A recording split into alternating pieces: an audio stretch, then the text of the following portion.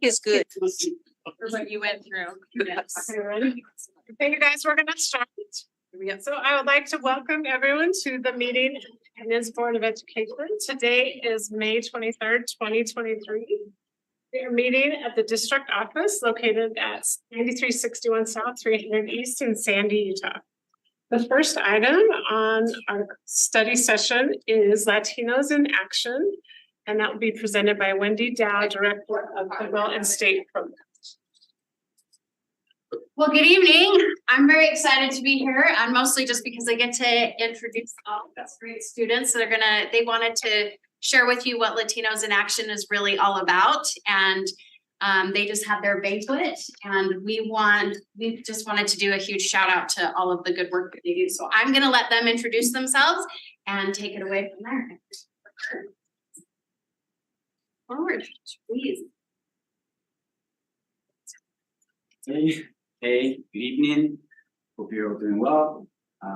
We are Latinos in Action, and today we'll be talking about what we are, what it looks like at Alta High School, and what it looks like in our district. My name is Eduardo Medina. I'm the VP Professional, and next year I will be President. My name is Chelsea Flores Rios. I'm also VP Professional, and I'm also VP President. My name is Christina Rodriguez. I'm from Spain, and I'll be VP Professional. Our mission statement is to empower Latino youth to lead and strengthen their communities. And the theme for this year is Stand Home. How about Alta's LA? So what is LI? So we are part of a national organization that was founded in 2001 at Tempe High School. Latinos in Action offers educational opportunities in order to close the graduation and opportunity gap in the state. By working within the educational system to create a positive change. Our program operates a year-long course by having qualified teachers that The end goal of everything we do is to empower Latino youth through college and career readiness. We accomplish this by focusing on 4 pillars: leveraging personal and cultural assets and self-identification, serving the community, and developing relationships. So, across these pillars, LIA with 3 candidates. Each committee serves with a different purpose from our community. There's professionalism, service, and social. So, how about Alta's LA? These are some of the participants in our class, and we were at a UVU field trip this class. For service this year, we've done the animal shelter drive, in which we gathered food and delivered it to a shelter at Salt Lake City. We've also done next slide, tulips at Mexican Point, which was a great opportunity and was for the time. We've also done a lot of road trips to colleges and to learn more about the opportunities we have in the future. Also, we did a Latino parent night in which parents could come to school and learn more about what our future can look like in class. For social, we've done multicultural week, in which we gather some clubs from around school to present the cultures and share what culture. So Latinos in Action has contributed and provided support to our community. We as an organization plan and host all things and developments that everyone to participate and learn more about. So these are just one of the highlights as an organization and mechanics positions. So in the mechanics position, we are same group that LI is in the 9th session, over 200 students have enrolled. They won 475 class hours of service and completed. These are just some of the elementary schools that we provide service and tutoring. In Midvale Middle, Latinos in Action donated cereal boxes to their student body. They also wrapped and donated Christmas presents to give to young children in our community. Martin High School, Latinos in Action posted a lunchtime activity for Hispanic Heritage Month. It was the music was in Spanish. They also had treats and in Jordan High School, Latinos in Action hosted a multicultural Sunday.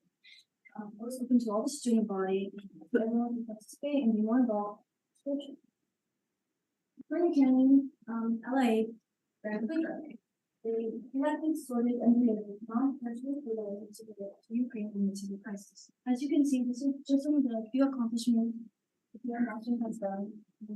These organizations hope we could serve our schools, community, and empower Latino youth more in the future. They have any questions on how you can like help us or like think of LI as the next time of service, leadership, or community opportunity crisis. You can reach us to the Office of Federal and State Programs, the director's button down, and you can contact us for that and let us know. If you want to learn more about our program, this is our website, latinosinaction.org. We thank you for your time and we thank you for your acknowledgement towards our community and our program. Thank you so much.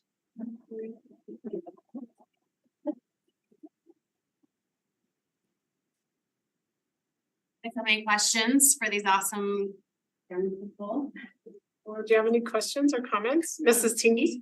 Thank you so much. What an amazing presentation. You captured in a nutshell so many great things that happened throughout the school year. I appreciate that. And I also really appreciate the comment that you made at the end about to think of LIA next time there's a service opportunity or leadership opportunity. I just really appreciate that and I will keep that in mind. Yeah. Okay, anyone else for it? Mrs. Nyvar? I love seeing all the different projects. Did you have a favorite service project that you did? What was most meaningful to you? I would say definitely Thanksgiving Point. We had a great time. We got a tour of the park. Mm-hmm. If you say, and that was like the first service activity we did. So it really got us together as a group, and it was really fun. Yeah. So I'd like to add on that. I like tutoring the kids because like we got to build like relationships. It was just a fun experience. We also help them like read and like help them out, you know? It was Awesome. Okay, Mrs. Oakes and then Mr. Milberg, then the superintendent. So you guys were so professional. I love it. And this is also for the lady behind over there on the wall. Wendy, the fact that they're the ones who are up doing this says everything about you and your leadership. And I just have to tell you, we're going to miss you terribly. And yesterday I saw a member of the Provost School Board and I gave her a really hard time. Said, how dare you take one of our best people? And she's like, you're welcome. We're very excited to have her. So best of luck. Thank you so much for everything you've done for us. Thank you, Mr. Milberg.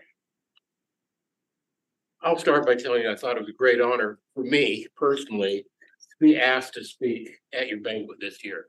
That I've attended the LIA meetings for quite a few years, and it is just a highlight for me.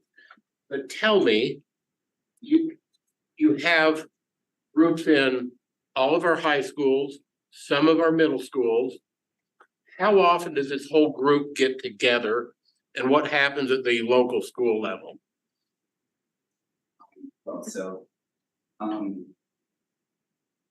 we have a conference once a year at the end of the school year. We had it just a couple of weeks ago, right? And we like all the Latinos in Action programs from all around Utah. Like we meet with the founder, and this year I cannot wait to get started. So it was pretty awesome.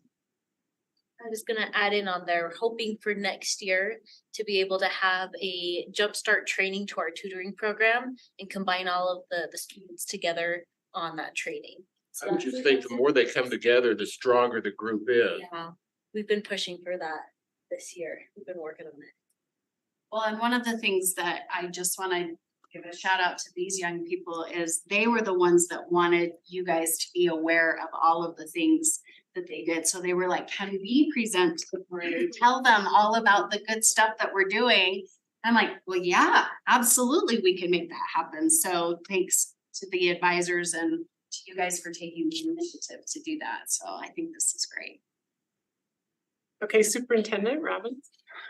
First, just awesome. You guys rock. This is amazing. And I'm so proud of your work and the message that you shared with us today. And you're going to go on to do great things. And I'm really proud, and I don't know if you know this, in 2000 and I think 6 or 7, Jose Enriquez and myself, I think we started the second charter at Springville High School.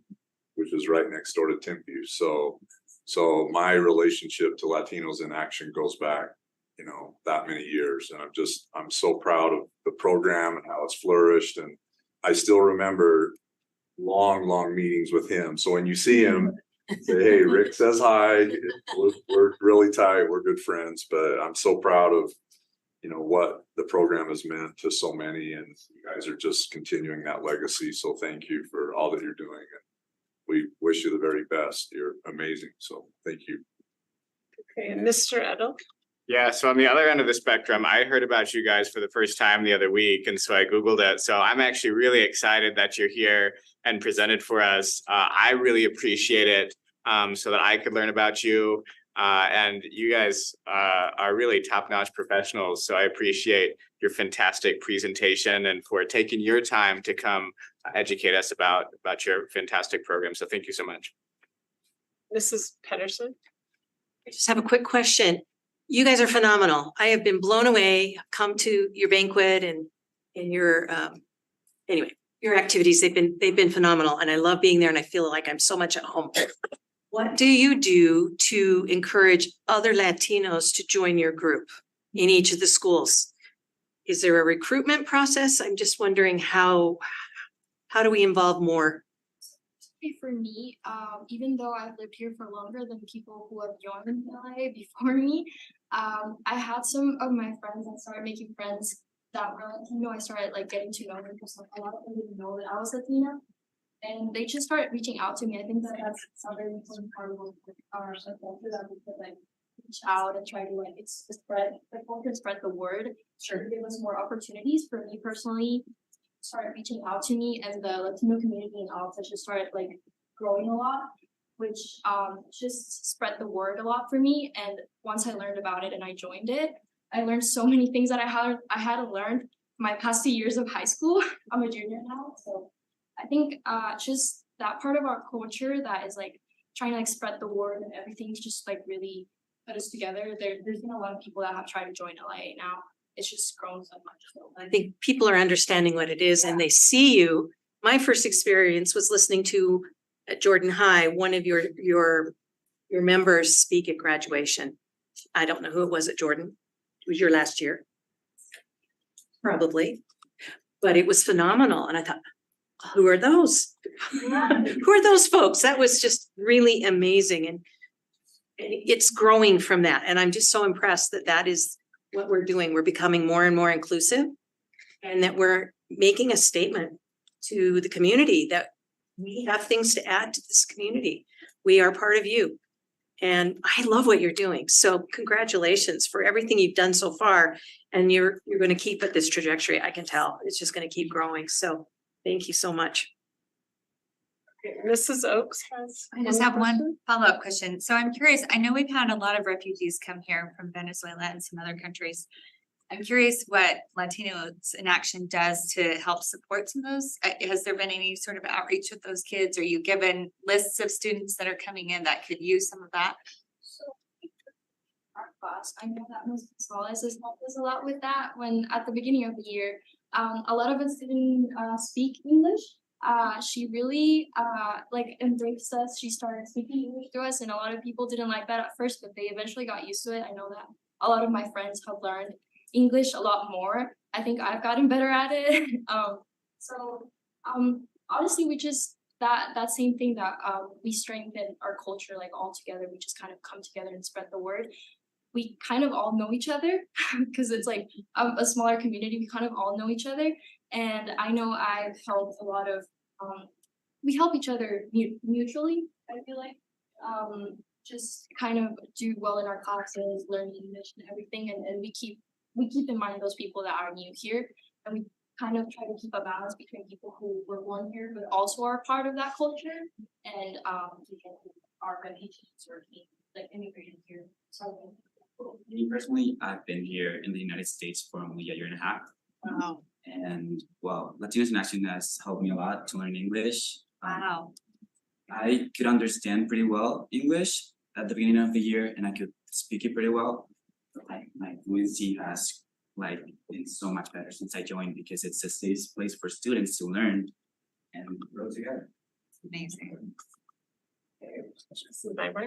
I'm wondering for the rest of you, how long have you been here? How long have you learned English? Because all of your English is fantastic. Been here for 4 years, but I actually learned English in Venezuela. It wasn't perfect. But when I got here, it got a lot better through the years. So yeah. Awesome. So actually, my parents immigrated here. So I'm actually originally from Mexico. So I like, for me and at home, Spanish is like the main language. My mom wouldn't let me speak like English in the house. So I just kind of like had to learn it at school by myself.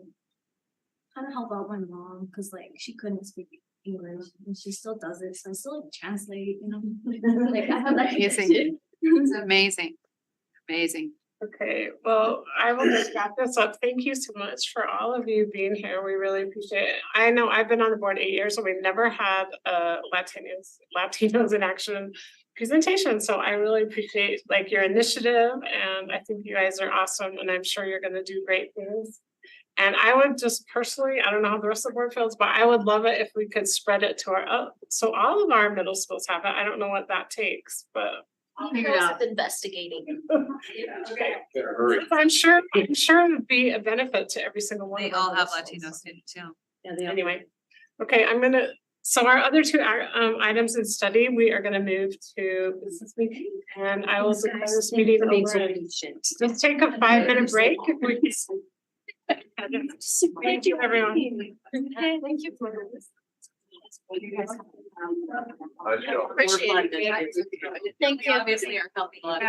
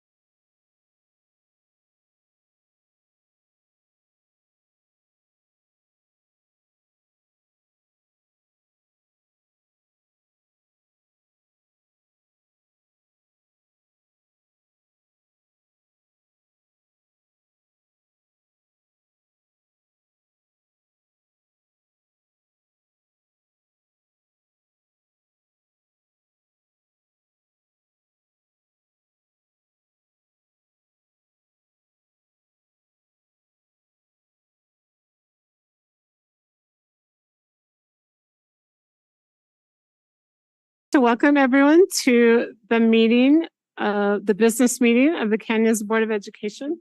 Today is May 23rd, 2023. We are meeting at the district office located at 9361 South, 300 East in Sandy, Utah. The first item on the agenda today is to approve the agenda for tonight, May 23rd. So if I can have a motion to approve the agenda. I'll make a motion to approve the agenda for today, May 23rd, 2023. Do you want to make those changes? With some changes. We would like to move the item B from study session down to item D. That's the listening tour report by Superintendent Robbins. And we would like to adjust new business. Yes, item A, we will address Mastery Connect update. Item B will be the strategic plan focus group report on human-centered supports. Item C will be the legislative policy updates by Jeff Christensen. And again, item D will be the budget update by Leon Wilcox. And actually, item E will be the listening tour. So I made a mistake earlier, but item A, B, C, and D, as I just barely outlined.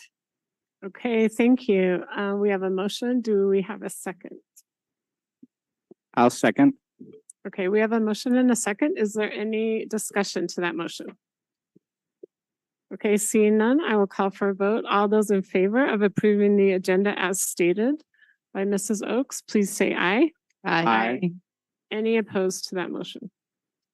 Okay, that motion has passed unanimously. So the next item on the agenda is to have the Pledge of Allegiance by Sandy Elementary Principal Sean Walker.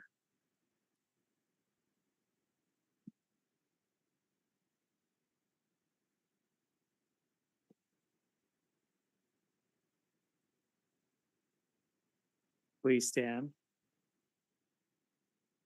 I pledge allegiance to the flag of the United States of America and to the republic for which it stands, one nation, under God, indivisible, with liberty and justice for all. Now we will hear some school highlights from Principal Walker. We are the Sandy Sharks. Our mission is to inspire all students to gain a love of learning and reach high academic achievement. Above all, we are a community where all members are dedicated to scholarly success. We are committed to having high expectations, high quality instruction, and using data to ensure student goals are met, being an inclusive, supportive, and positive community of educators, and building trust with family and community members to meet the needs of each individual student. Sandy has approximately 470 students in kindergarten through 5th grade and about 30 students enrolled in preschool. At Sandy, we celebrate and find strength in our diversity. We are 40% Hispanic, 51% white, and 9% other races. 21% of our students are learning English as a second language. 16% are in special education. 16% are considered homeless. 8% are immigrants, and 53% are low income. At Sandy, all means all, and we take this charge very seriously. In order to reach all students and all families, we have adopted the community schools model. This is a wraparound support system designed to foster conditions where students can grow and establish a firm foundation to become college and career ready by the end of their academic career in Canyon School District. Through the invaluable and skillful support of our full-time community schools facilitator, we offer a myriad of services to community members, including, but not limited to, dental clinics, health clinics, vision clinics, book buddies, where families earn rewards for reading, monthly mobile food banks, and in-house food supports, All Pro Dad, Moms Matter, literacy nights, mental health counseling, Shark School, which is our program for extended learning, including before and after school programs, Family Learning Center, where adults learn English and other skills, and a close relationship with community organizations such as the Sandy Club just around the corner. If a community member has a need, we can most likely help them fill it or direct them to a resource that can assist them. We host events that are valued by the Sandy community, such as a Halloween parade down Main Street and a yearly carnival. Last night was our most recent event, organized and run by our school community council and attended by literally thousands of people. With all of these amazing events and resources, we have not lost sight of our purpose as a school. Our focus is on academic press and rigor. Every day, our students and teachers recite Sandy Scholar affirmations, expressing shared commitments and confidence that all students can learn, do hard things, and that each individual deserves to be respected. Weekly, our highly trained and dedicated teachers meet as collaborative teams and review student data, make adjustments to instruction, and commit to implement changes and bring back more evidence of learning and growth. We view our entire school as a professional learning community. Each student is our student, and every adult is committed to doing whatever it takes to help all students succeed. Each grade level team has identified grade level essential standards and skills. We are committed to ensure that all students master these rigorous and essential standards through providing outstanding Tier 1 instruction and targeted and effective Tier 2 and Tier 3 interventions. Like the dorsal fin of a great white shark rising out of the water, so too is the achievement of our Sandy Sharks. 70% of our students are either on benchmark or making 3-star or better growth in Cadient's reading composite scores. 76% of our students are either on benchmark or making 3-star or better growth in Acadient's math composite scores. Additionally, our RISE scores have improved consistently over the past 3 years. Thank you for your support and encouragement.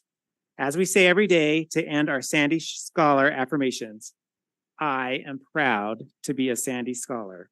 Shark it. Okay, thank you so much for being here. And it was wonderful to hear about your school. And it is one of our Title I schools, for the board to know that. And it was fun to hear about your parade. And then also this week, the baby Sharks held their kindergarten graduation, and the photos are on the district Facebook page, and they're really cute. So anyway, thank you so much for all you do, and thank you for being here. Thank you. Okay, the next item on our agenda is the Canyon Strong employee recognitions. And I will turn time over to Jeff Haney, Director, and Kirsten Stewart, Associate Director of Communication.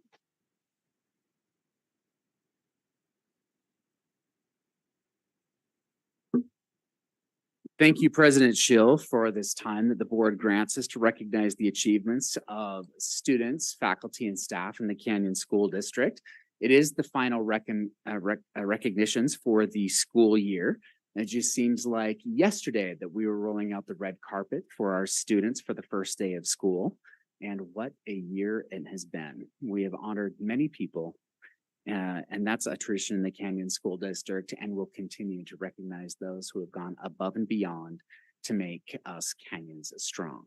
Now, traditionally, we have recognized everybody. Then a few months ago, we started our Canyon Strong Employee Recognitions Program, and then we would, the next week, recognize our students. But because this is the last recognitions of the school year, we're going to have a mix of the two, because in recent days, Canyon students have achieved at very high levels. But our first honorees tonight are Hillcrest Theater Teachers Extraordinaires. Congratulations to the Hillcrest High Huskies, who won the Best Ensemble at the Utah High School Musical Theater Awards. It was an amazing show, very long, but an amazing show. The cast of Hillcrest's Catch Me If You Can was chosen to start that ceremony, and they did so with incredible energy. Mr. Millerberg and Ms. Pedersen were there, along with Dr. Robbins and myself, to watch the students perform at this Tony Awards at Utah High School Musical Theater. And they were flanked at all times by Josh Long and Giselle Gremmert, who are the faculty advisors of Hillcrest Performing Arts. They were there with the students, encouraging them, giving them tips, showing them how to perform like professionals, as we are used to sing with Hillcrest High Performing Arts. So congratulations to Hillcrest for winning Best Ensemble at the Utah High School Musical Theater Awards, and they do so in large part thanks to the advice and guidance of Joss and Giselle. They do a phenomenal job there, and we want to thank them for helping us be Canyon Strong. The next honoree is Brighton High's Melissa Nash. She is such a national force in girls lacrosse that she was chosen to head up a national team of rock star girls lacrosse players. The tryouts for this national team were held at Brighton in recent weeks, and the team will compete in North Carolina at the end of this month. And she was chosen for this honor by the Intermountain Lacrosse program. Now, I have not seen if the Bengals won their semifinal game. I think it may have been paused because of weather. Does anybody know? Okay, so fingers crossed they'll be able to make up that ground. But congratulations to Melissa for being one of the top girls lacrosse coaches in the entire country. The next honorees are instructional rock stars. They are the teachers in Canyon School District who earned a $7,000 bonus for inspiring students to great heights. And we want to applaud the 7 Canyons teachers who received the bonuses this year as part of the Effective Teachers and High Poverty Incentive Program. You'll see there that it's Pamela Schuller, Selma Morick, Alexander Torr, Rachel Teasley, Lisa Hubbard, Ashley Jordan, and Jefferson Cutler, representing Midvale Middle School, Copperview Elementary School, Mid-Valley Elementary School, and East Midvale Elementary. So many thanks to these teachers for inspiring those students in those Title I schools to greater heights. And we thank them for all of the hard work in circumstances where the children need to see that trajectory of learning so that they can be ready for the next school year. Our next honoree is making CSD TV a reality and receiving national awards for it. In his role in Canyons District, Justin Anderson oversees the CSD TV program and works on a variety of projects, including promotional videos, event coverage, and educational content. His attention to detail and a creative approach to video production have helped us effectively communicate the message of Canyon School District's vision and mission and strategic plan to a range of audiences. In recent weeks, we've received notes from the Alliance for Community Media. Now, this is a national group focused on community television stations and productions, and they have announced Justin as their national winner of the Emerging Leader Award. Now, this award recognizes a professional under 40 years of age working in community media who embodies the values of building community through media on a consistent basis. Now, the person selected for this award demonstrates to the Alliance leadership on the field, in this field on a local, regional, or national level. So congratulations to Justin for being the National Emerging Leader Award for the Alliance of Community Media. Now, on a related note, 2 videos produced by Canyon School District have won 2023 Hermes Creative Awards. This is a program overseen by the Association of Marketing and Communication Professionals. We won the gold level award for the video titled We Are Jordan. It's a promotional video that we created for Jordan High School. It introduces the Beat Diggers to new families and it promotes all of the amazing programs at Jordan High School. Also, an explanatory video that we created about the Canyons Education Foundation received an honorable mention. We also, in recent days, received word that we have won Telly Awards, and this annually showcases the best work created within television and across video for all screens. Now, there are about 13,000 entries from all 50 states in this competition. Only 7 to 10% of the entrants are given awards, and this year, Canyons District videos received 3. We did a video on Run, Hide, Fight, and that is one of our safety and security educational videos, and we won a bronze award in non-broadcast education and training. That same video won another bronze award in non-broadcast health and safety, and the We Are Jordan video won another bronze tele award in non-broadcast educational institutions. So congratulations to Justin, and please keep your eyes on CSD TV and our YouTube channel for the videos that we're creating to tell the community about the great things that are happening in Canyon School District. Now, like I said, while we usually reserve this recognition for employees, we want to note the amazing accomplishments of our students. It's the final board meeting, as we've already noted, and we have racked up quite the win list lately. In the past 2 weeks, we've won 3 state championships as a district. Brighton High's boys tennis team added to its 15th ever tennis state championship. Owen Hopkin also is the state champ in second singles. Corner Canyon's boys track team repeated for the 4th time as the state champions, this time in 6A. And Charger Spencer Kirkham won the individual championship in the 300 hurdles. The Chargers also won the 4x100, the 4x200, and the 4x400 team relays. And then they also won last weekend the state championship in boys tennis. They won first, second, and third single championships. They also made the championship round in first doubles. So congratulations to the Bengals and the Chargers for winning the state titles in recent weeks. We are still in the hunt for several more state championships. Cross your fingers that the girls lacrosse for Brighton High School will be able to make up the lost ground and win in their semifinals. Well, okay, you know what? Thanks for the vote of confidence there, Tom.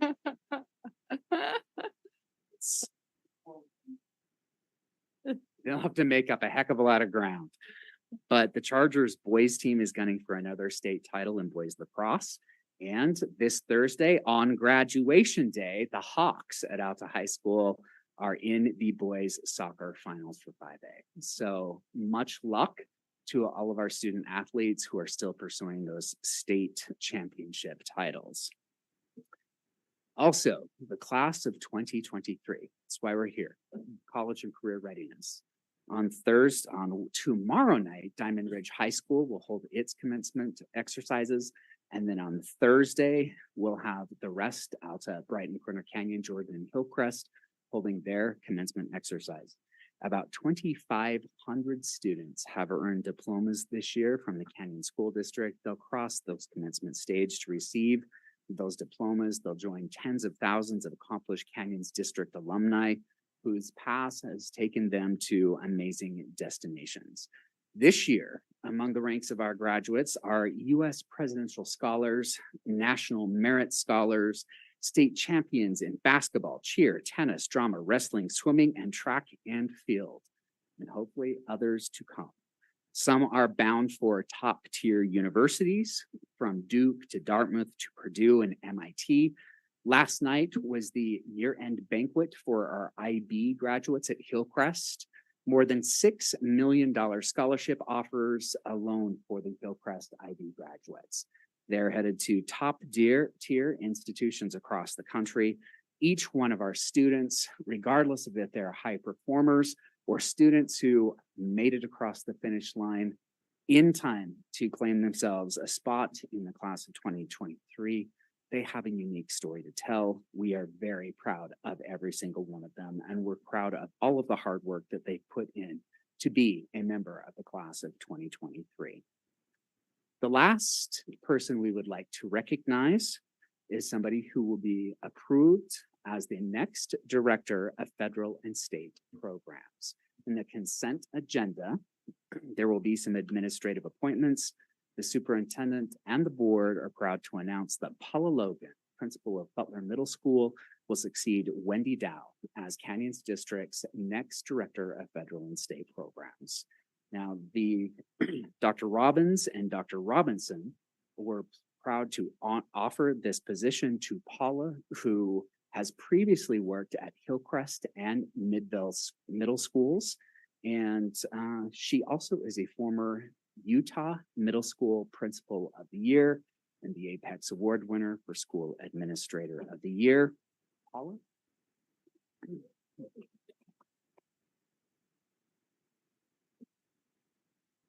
We did give her this heads up to talk for a few seconds about what her vision is for federal and state programs in the Canyon School District.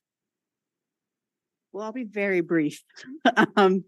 But I'm excited to have this opportunity, and I was excited that you all had the confidence in me to do this. Coming behind Wendy, I think is going to be, they're big shoes to fill, and I think they're very high-heeled and lovely shoes, which you may not see me there. But I do have her phone number and we'll be calling quite regularly. But I love being an educator, and I think having that opportunity to make sure we are building bridges to our community and building bridges for our kids to see the resources that we have and the many ways we can help them is very powerful. And I'm pleased to have an opportunity to impact that. So thank you. Thank you, Paula. And thank you, President Schill, for the time that you grant us during board meeting to recognize those who help us make Canyons strong. Okay, thank you so much, and congratulations to Paula Logan. We're excited for her in that position. So we have now come to the patron comment portion of our meeting. The board often designates time in meetings to listen to patrons of the district. Patron comment time is limited to residents and taxpayers of Canyons District, students and parents of students, and current employees of the district. Patrons may provide board members with written documents. These documents must be submitted to the board secretary at the meeting or emailed to the Office of Public Communications by noon of the day following the board meeting. And our board secretary is right over there. Tonight, individuals will be given 3 minutes. Those representing groups will be given 5 minutes. Comments made during patron comment are part of the public record. It is the board's practice to listen and to take notes during patron comments. The Board of Education does not discuss matters that are not on the meeting's agenda, nor engage in public comment on individual students to protect their privacy or employee issues. If a patron wants to comment on the district employee's character, professional competence, or mental or physical health, the board requests that those comments be submitted to the board in writing. However, if the patron determines to verbally comment on those personnel issues, the comments need to be civil and refrain from personal attacks, insults, defamatory, or slanderous comments about an individual. The Board of Education would like to make it clear that critical race theory is not part of the curriculum being used by Canyon School District, and there are no plans to incorporate it into the curriculum or instruction in Canyon schools. The Board of Education values input on all sides of issues. To maintain decorum and respect, we ask that those in attendance refrain from applause or other types of demonstrations during the patron comment time, as well as throughout the meeting. We have one patron that has signed up today to speak, and her name is Rebecca Reese. So if she could come forward.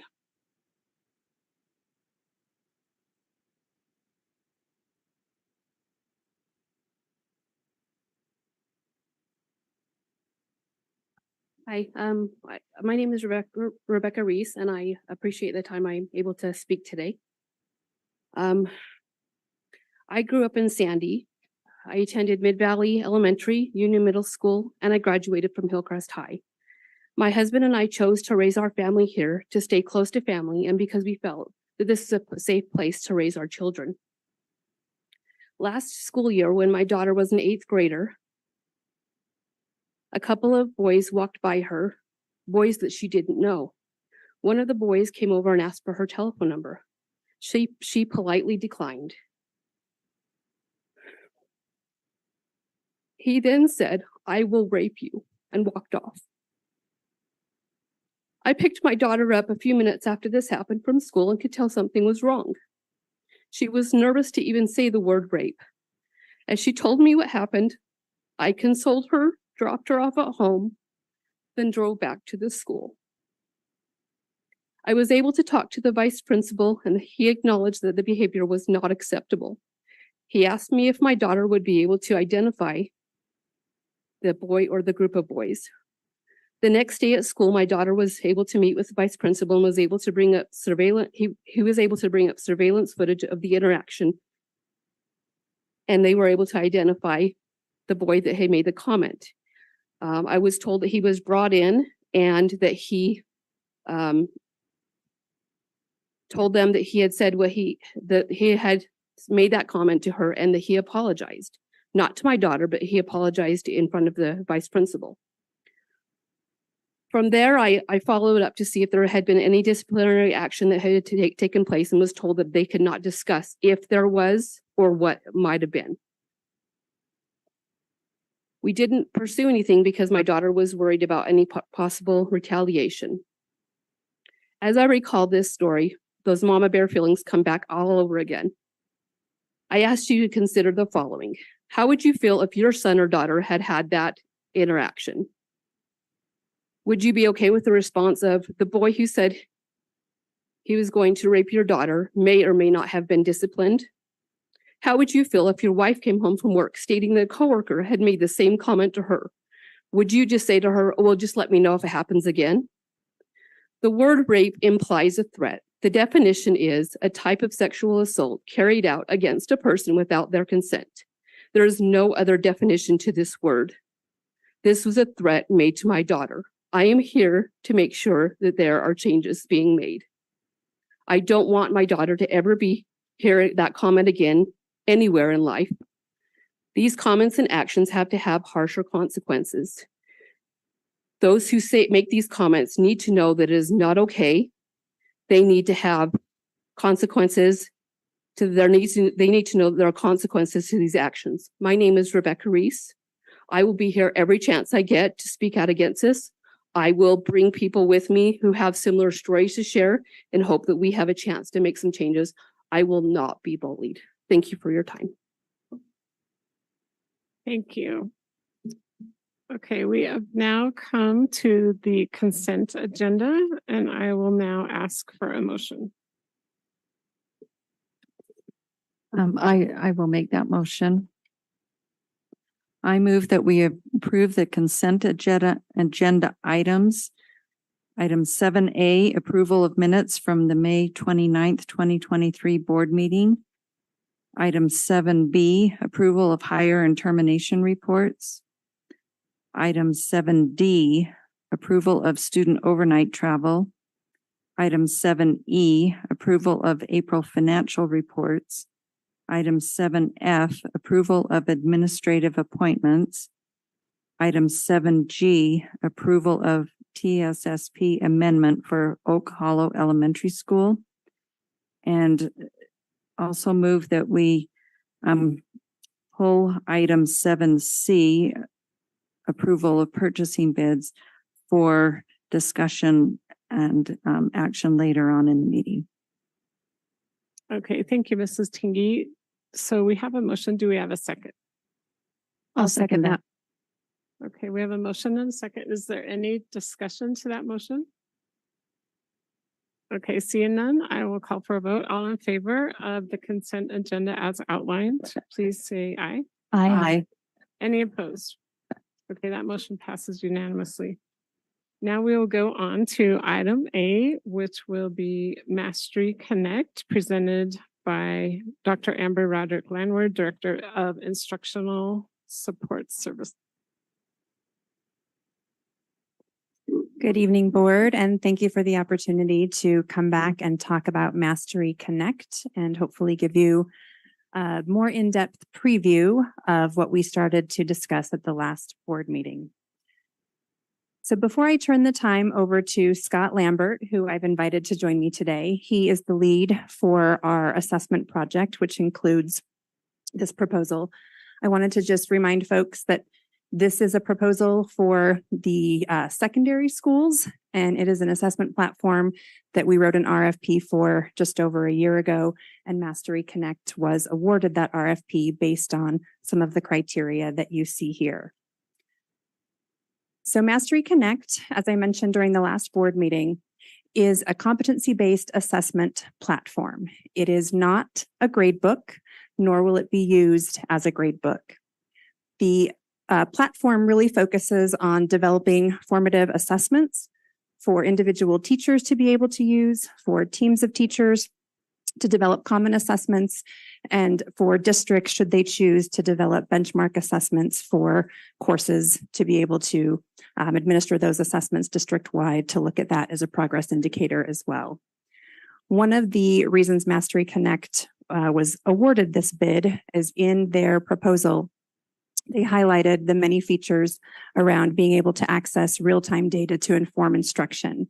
And the purpose of even adopting a tool like this is really to support our teachers in monitoring progress and informing their instruction, particularly as they're collaborating more frequently with the PLC process on Friday afternoons. Mastery Connect is a product of Instructure and is integrated fully into Canvas. So that is a seamless integration for a platform that our students, teachers, and families are already using. And again, because it is not a grade book, but an opportunity to develop assessments and monitor progress, those assessments that are used and the teachers are organizing in Mastery Connect can score those in the current Canvas or Skyward gradebook. If they score it in Canvas, it will pass back to Skyward seamlessly as our current integration works together. I mentioned last time some of the impetus for even writing the RFP. Prior to COVID, we already had a number of roadblocks in our secondary schools in terms of that real-time data for guiding instruction, but also more importantly, teams working together to be able to develop and share, and then also a platform for even just displaying and utilizing common assessments. So what we wanted to walk you through today is just play this out in how it looks right now in our teachers' classrooms.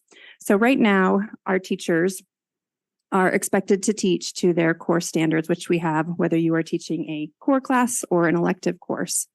One of the challenges that we've talked about in a number of our strategic plan committees is the depth of rigor that our standards require, and potentially with COVID, the amount of that is getting, I don't want to say is getting lost, but because we're continuing to support unfinished learning, really being able to teach to the depth of rigor of the standards has been a bit of a challenge.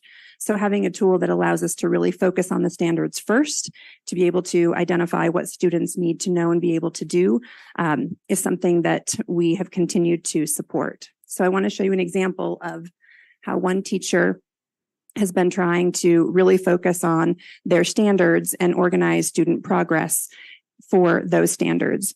This is three different spreadsheets that this teacher is keeping for one particular course to be able to identify the student's progress using different components of evidence for learning and assessments for every single student.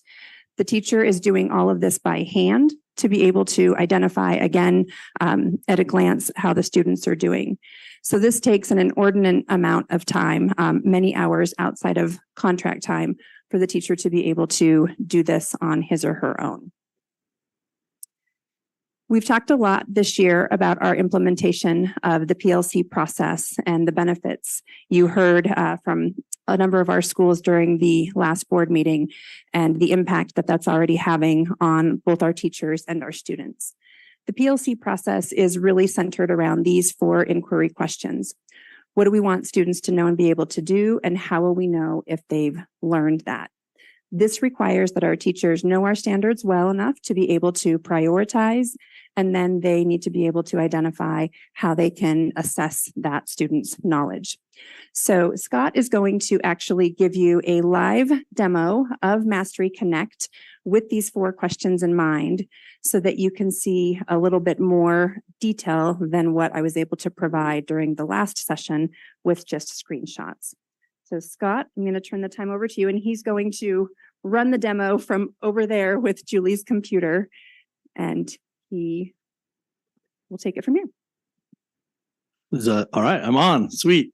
All right. Thank you for allowing us to join you today and give you a little demonstration of how Mastery Connect really works. Because as Amber said, as we work with teachers and as a specialist, as I visit PLCs, we see all kinds of different things happening, and the teachers are really, really good at that first question, or they're continue to get even better about what we want our students to know, and identifying standards and identifying what they should be teaching the kids and what they want their kids to know and be able to do.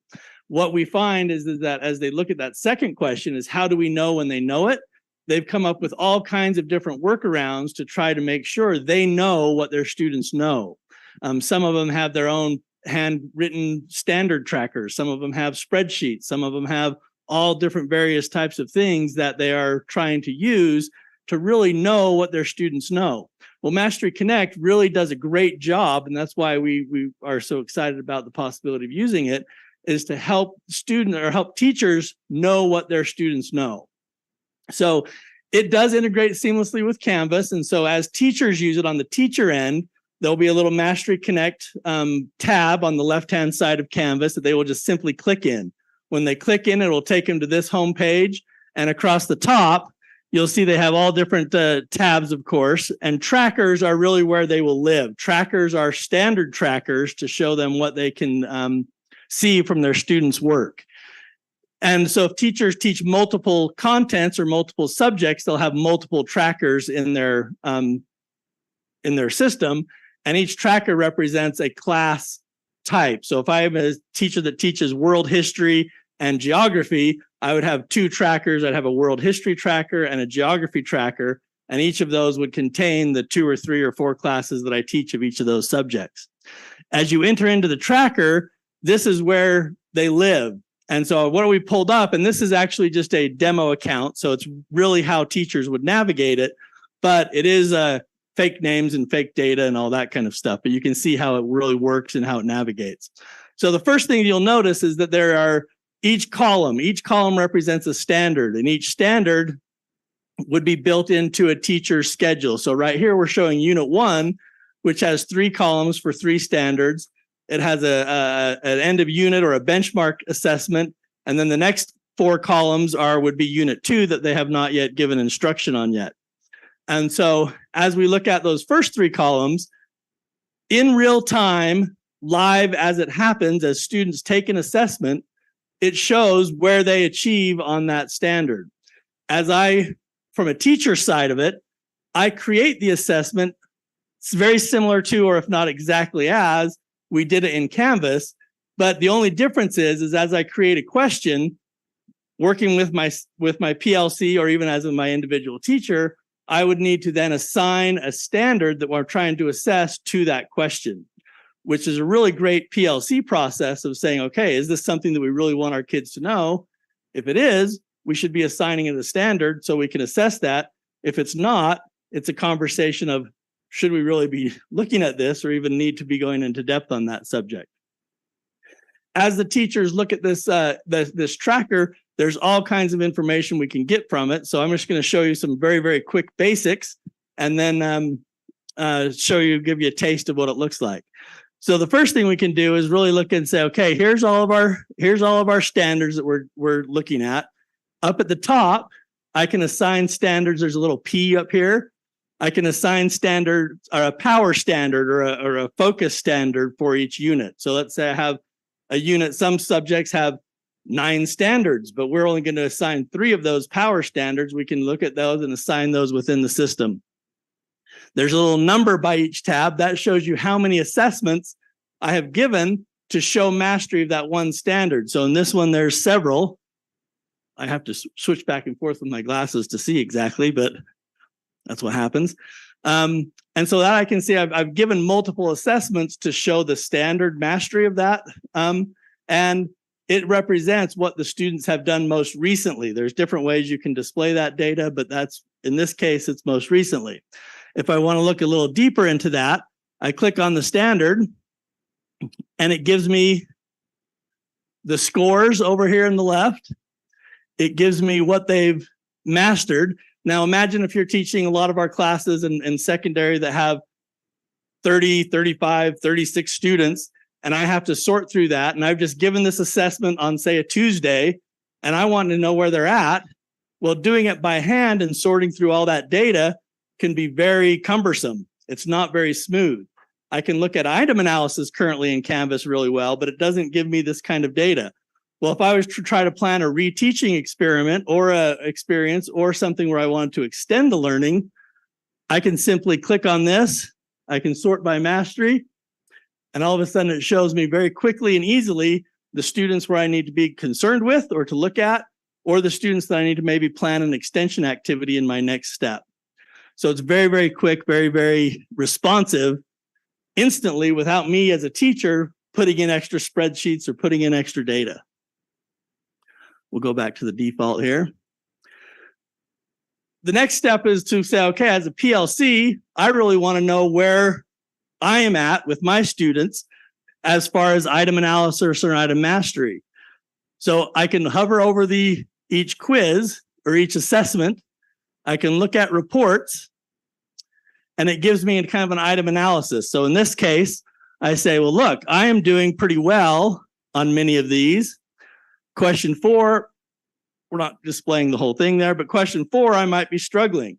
Well, from a PLC perspective, I want to know how I'm doing compared to other teachers. Am I the only one struggling with that? Are all of our students struggling with that? So right here, which is something you cannot do in Canvas, you cannot do in any other platform that we currently have available to teachers, I can click on this and go trackers in my school. And all of a sudden it compares all the students that have taken that assessment in the whole school. And I can see, oh yeah, look, question 4, that question, all of our kids struggle with. Whoops. Sorry, I promised I would not mess anything up, so I'm trying not to. There we go. And not only that, I can click on this column and say, okay, of these, here are all my students that answered that question in this way. Those were ones I may need to focus on and reteach those people. I can do that the next class period or the next morning, rather than try to gather that data over an extended period of time and then hopefully come back to it at some point. I can do that for all of the teachers in my school. I can do it for just my tracker. So if I wanted to look at what students are just in my classes that I want to reteach tomorrow, I can look at that information as well.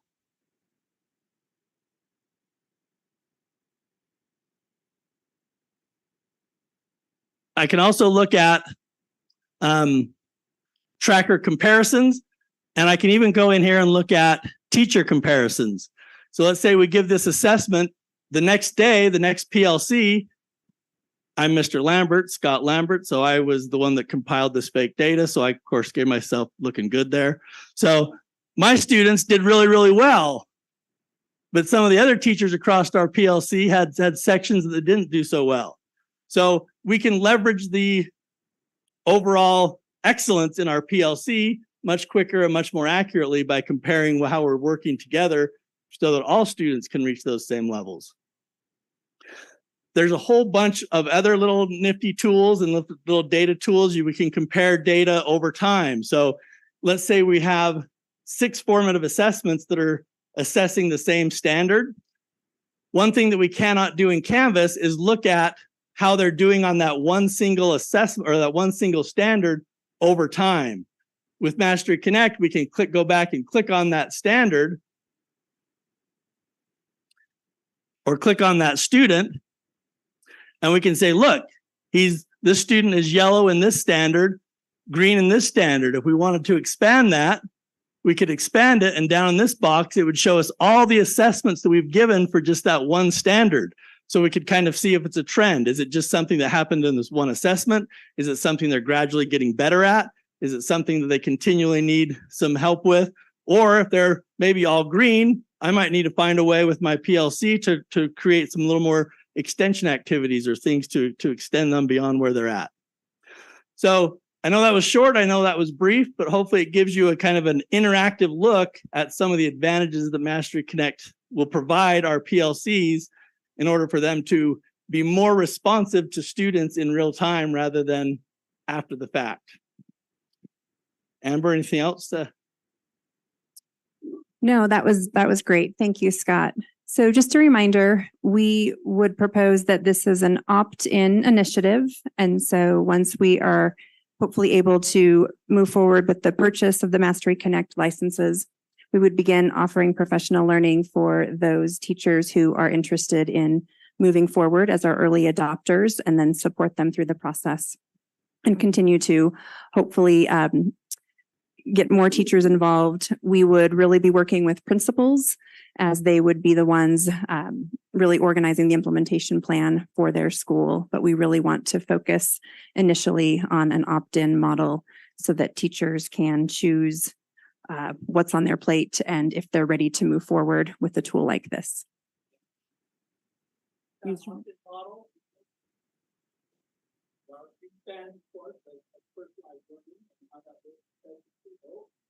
we plan to have a lot of different points.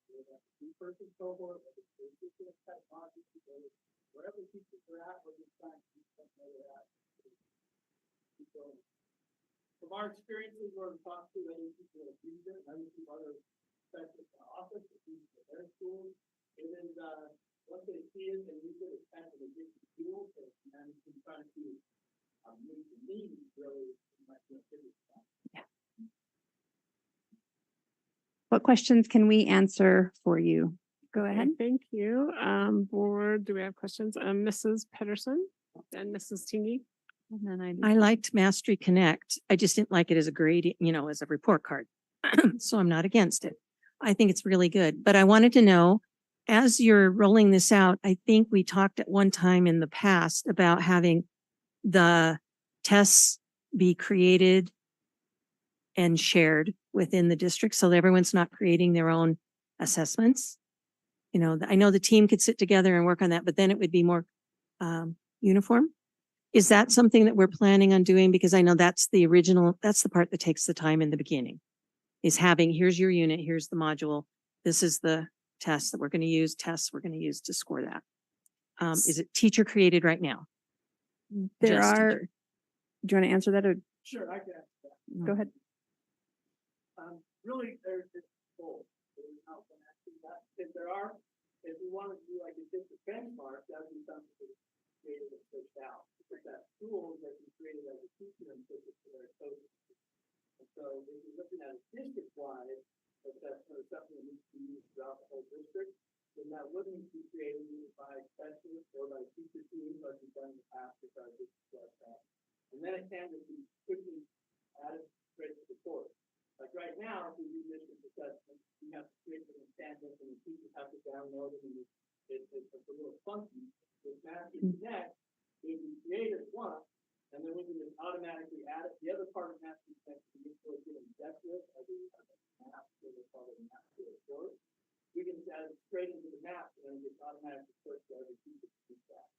On a tool level or even a content level, you can create them by a teacher and then share it with other teachers almost the same way. Like a bank.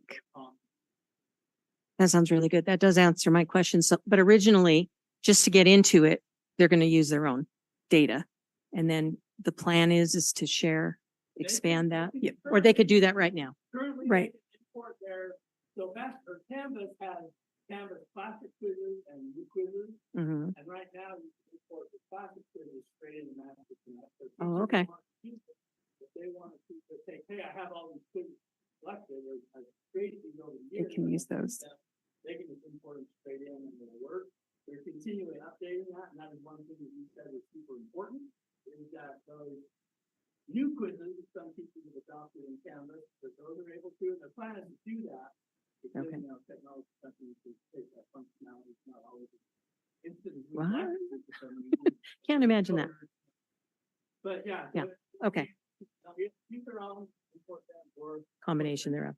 Okay. I thought that was very important that we keep that in mind because Yeah. we want it to save time.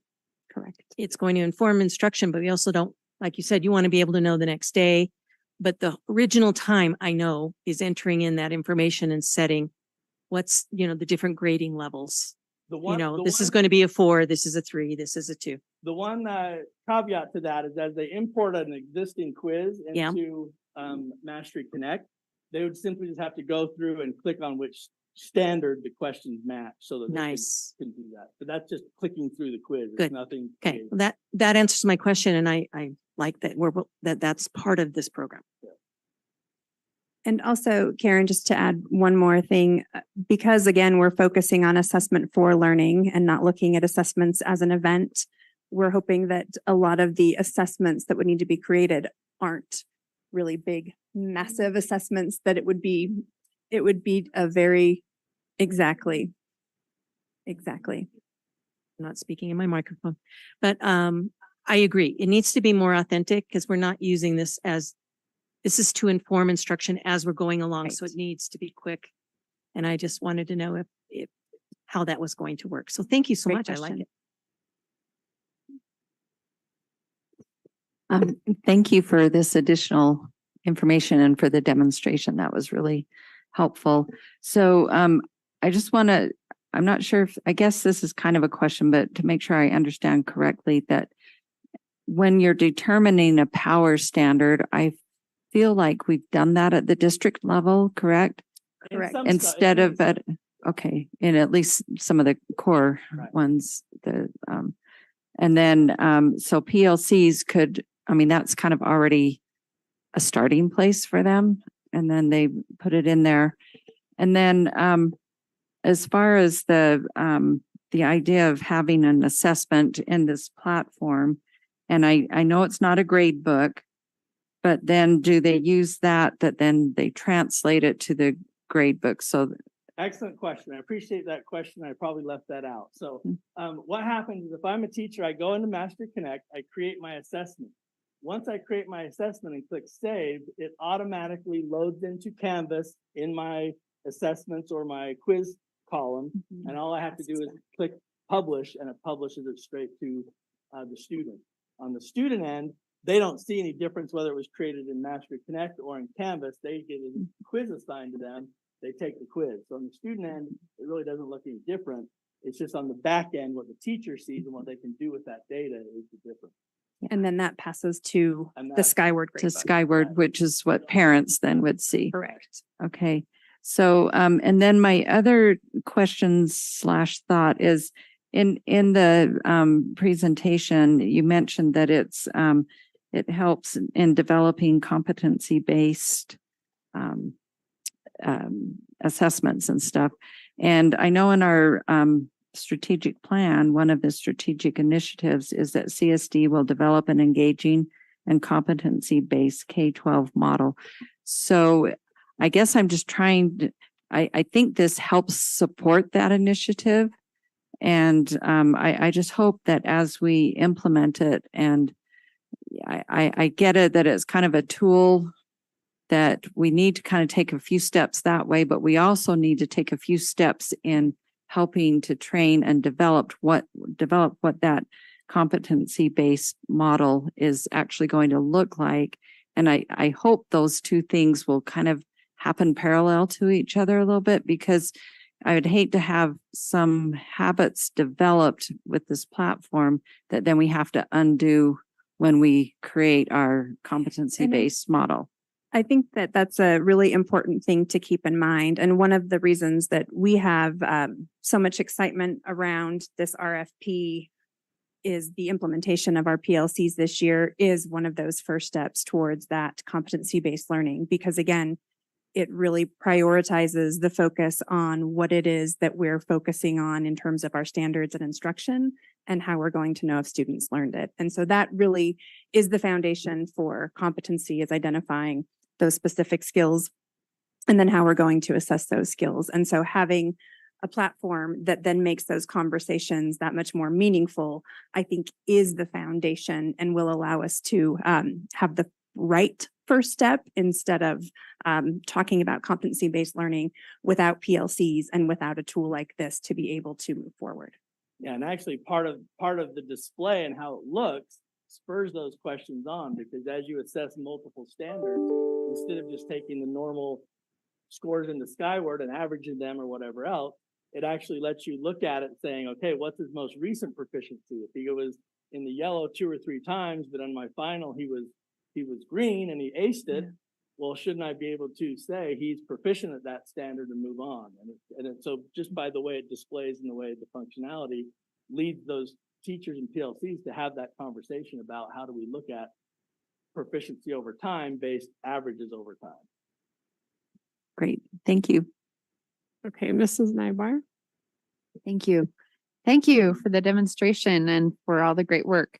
So a couple of questions. So it's an opt-in program. Is it at every school level? Secondary only. Secondary only. Great.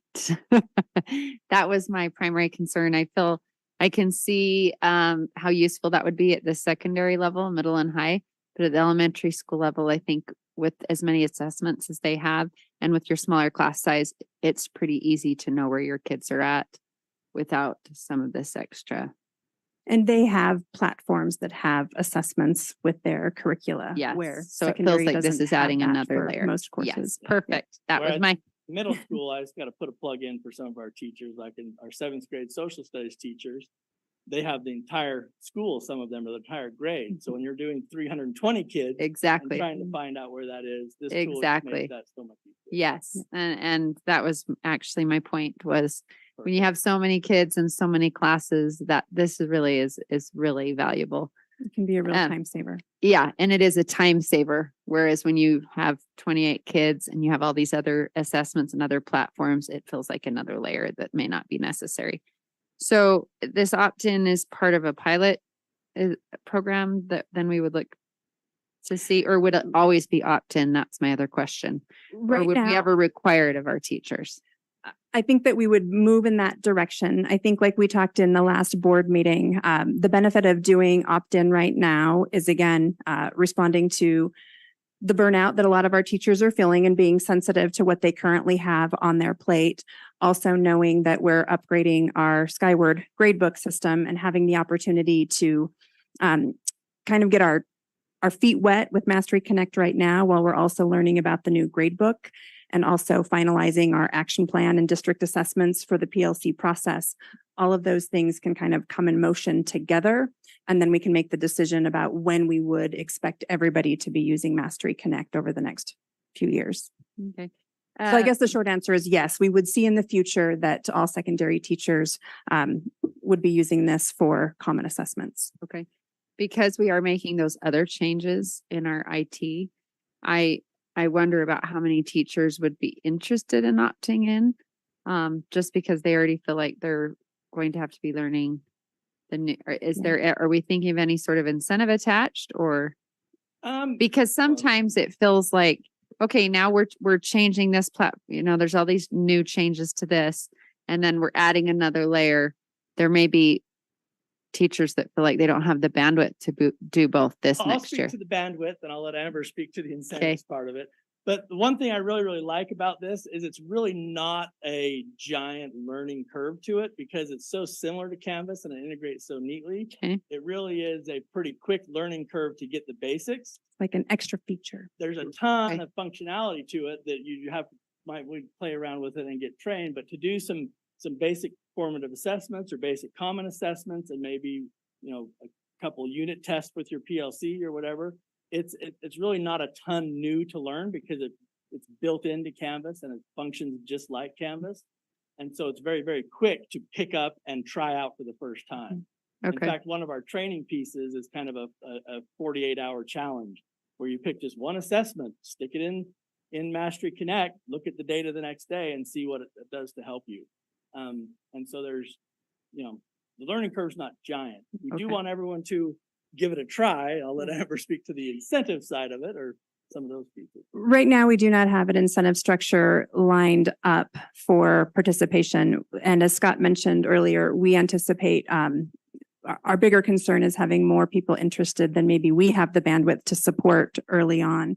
Because we have so many principals who are already requiring the PLCs to have common assessments. Many of them are turning them into their principal in an Excel spreadsheet of their scores for that, process of accountability and ongoing discussion. This actually is going to save them time. And so we anticipate that we'll have quite a few teachers who will jump on initially. That's good to know. I think it was one of the earlier slides that there was bar graphs, whatever that colored up at the front that one of the teachers did. Yeah. You know what I'm talking about? That to me was like, oh my word. Hours and hours. If I saw that as, hey, you want to opt into this program? Right. I would have some significant no's, but yeah, so you don't have to go to that. That's all manual. Yeah, this is. And that should not be part of, maybe that's the last page or something. 'Cause when that came up, teachers are doing now on their own, and we would be eliminating the Okay. hours of work. Oh, I see. That was the point we were trying to Oh, make, is that okay. we've got teachers going through lots of extensive time to track the mastery of the standards in their courses, Wow. because they don't have a tool like this. And Okay. so they've found their own programs. They've got spreadsheets, plus they still Okay, have so this is a Canvas. different program. This isn't a pullout. from This is a Mastery Connect. teacher's own Okay, I didn't spreadsheet see that. they've created. Okay, And just to speak to that again real quick, as Amber kind of alluded to, one of our high schools, they turn in each content area, each PLC Yeah. turns in their CFA data every quarter. Well, in order to compile that CFA data, they have to pull it individually off of Canvas. For each course. They have to look at every question, whatever students reached a certain level of mastery, they have to go through and say, oh, this person was 80%, this person was 78. This Mhm. Mastery Connect, 1 click, 2 clicks, you're done with that whole process. Well, actually, their So it really principal could look it up Yeah, without the them even principal could having look it to up. submit. simplifies. Okay, great. And then along Nancy's lines as well, Miss Tingy, thinking about making sure we're very mindful of the direction and purpose we're headed with high quality learning, with, really weighing out those assessment pieces alongside that portrait of a Canyon scholar and those impact statements under high quality learning. I know, as we talk about engaged learning and all of these things, we'll just have to be very mindful about the number of assessments that we're doing in ratio to our project-based learning and some of those projects. So again, this is assessment for learning, not assessment as an event. And so all of the project-based learning that we would be having our teachers do, that our teachers are already doing, they're still scoring those projects with a rubric that would all take, I'm pointing to this. This It is not could our system. still be used in this. But yes, different slide. Get out of that one. Yeah. Yeah. This is Sorry. the face of mastery. No, just kidding. So those, that level of mastery using the project-based types of assessment would still be part of Mastery Connect, because you're using those rubrics. All of that would be able to be part of the process. So for instance, if I'm doing a project that has a speaking part to it, a demonstration of a model or whatever it might be, I can actually create an assessment in Mastery Connect with those standard markers. I can then pull up a rubric as the student's presenting, and I just click through the rubric, and then it gives me Right. which All done. mastery level. Awesome. Okay, thank you so much for that. Mrs. Oaks? Thanks for the presentation. One of the things I want to remind our fellow board members about was a visit that Ms. Tingy and Mr. Millerberg and I had last year at Farmington High School up in Davis School District, where they have done a lot of innovative work to make sure that personalized learning is front and center in what those kids are doing. And they're having amazing results and experiences. And they use an interface that's reminiscent of this to me, but that the kids actually are constantly tracking and keeping, in their view about what sort of assessments or what they need to do in order to improve their learning. It's very student directed. That is where education is headed. And I feel like this is just a toe in the water, I guess, to help inform teachers. I would love to see us to continue moving in this direction. I think, for me as a parent, I'm pretty cued into my kids' learning. But when I think about how useful something like this would be for me to understand like what it is I need to do to reinforce certain things, I think it would be very powerful. And that's just even, a handful of children. I can't imagine how much that's replicated when you have hundreds of students. So I am very much in favor of this. I think it's great. I can make a motion if you want. I was just gonna ask if we're ready for a motion, so I was gonna ask superintendent if he wants to say something. I appreciate Scott's presentation and Amber's. This is great. And it really is a leverage point to move PLCs forward in the district. And just to hit on what Scott said, I think a highlight that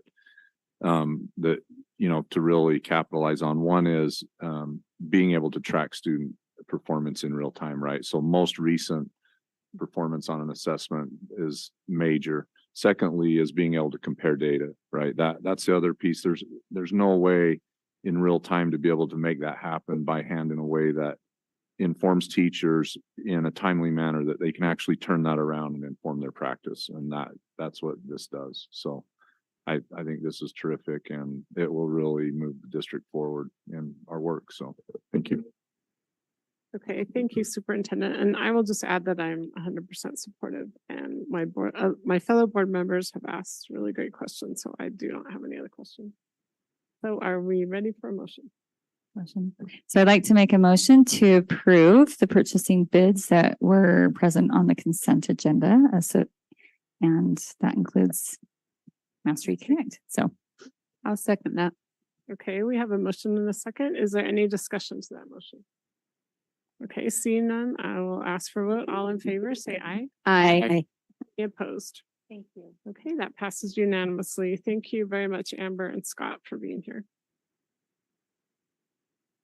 What?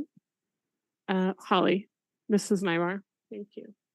Okay, let's go on with our agenda. We are finally going to hear from Brian McGill on Strategic Plan Focus Group, Human Centered Supports, and Dr. McGill is Director of Student Services.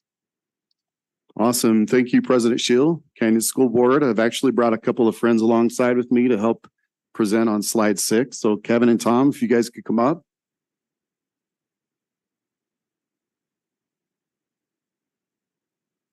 And first off, I just want to say, you know, it's a humbling and honoring opportunity to be able to lead this particular group. It's something I feel very passionate about, creating a positive culture and climate, not only in our schools, but across the district. And for starters, be like a proton, always positive.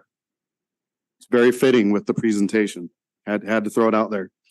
As a department, we are currently reading Red Shoes Living, which I've provided a copy with to our board members that are part of our focus group. It's actually written by Lonnie Main. His work is primarily looking at a human-centered approach that he brings into corporate and business. And actually, President Schill, I understand, went to high school with him. It's been an excellent read, and it's kept us grounded in terms of making sure that we're putting our priority focus where it needs to be. And as 90% of our financial investment as a district is in our employees, you know, as educators, we are engineers of human capital. So I find this particular strategic plan pillar extremely critical to our work as we move forward. To keep things brief, I'm going to skip over slide 4, 7, 9, and 11, which are the data indicator measures, but I'm happy to answer questions on those. I thought I'd start out with our impact statement. Again, just keeping us grounded in the work that all students, families, and employees feel safe, supported, and have a sense of belonging within their school communities. And as I opened up, it's really important to make sure that we provide a positive culture for our employees and our students across the district, as well as for all of our Canyons district structures and processes. We have 4 priority indicators. The first of those is our Thrive Time Life Skills Curriculum, which we launched February, March-ish as part of our pilot field test. Right now, our recommendation is to continue with that field test for this upcoming school year. We received a lot of feedback, about 130, 140 respondents, 70% of those teachers, 30% parents. A big part of the targets there for improvement are looking at pacing, so the time of the lessons, and our teachers are also asking for some help as far as preparation support, which I know Amber and her team and our coaches have stepped in and provided a lot of supports for our teachers to help in that particular aspect. Our teachers and administrators, as I've spoken with many of them, have been very appreciative of the fact that we have the content, that we're having the dialogue, we're having the conversations, because we know one of the number one concerns that we have in school right now is defiance, disruption, you know, kids being off task, misbehaving, things of that nature. So our hope and target is that this program over time will be able to help strengthen our schools.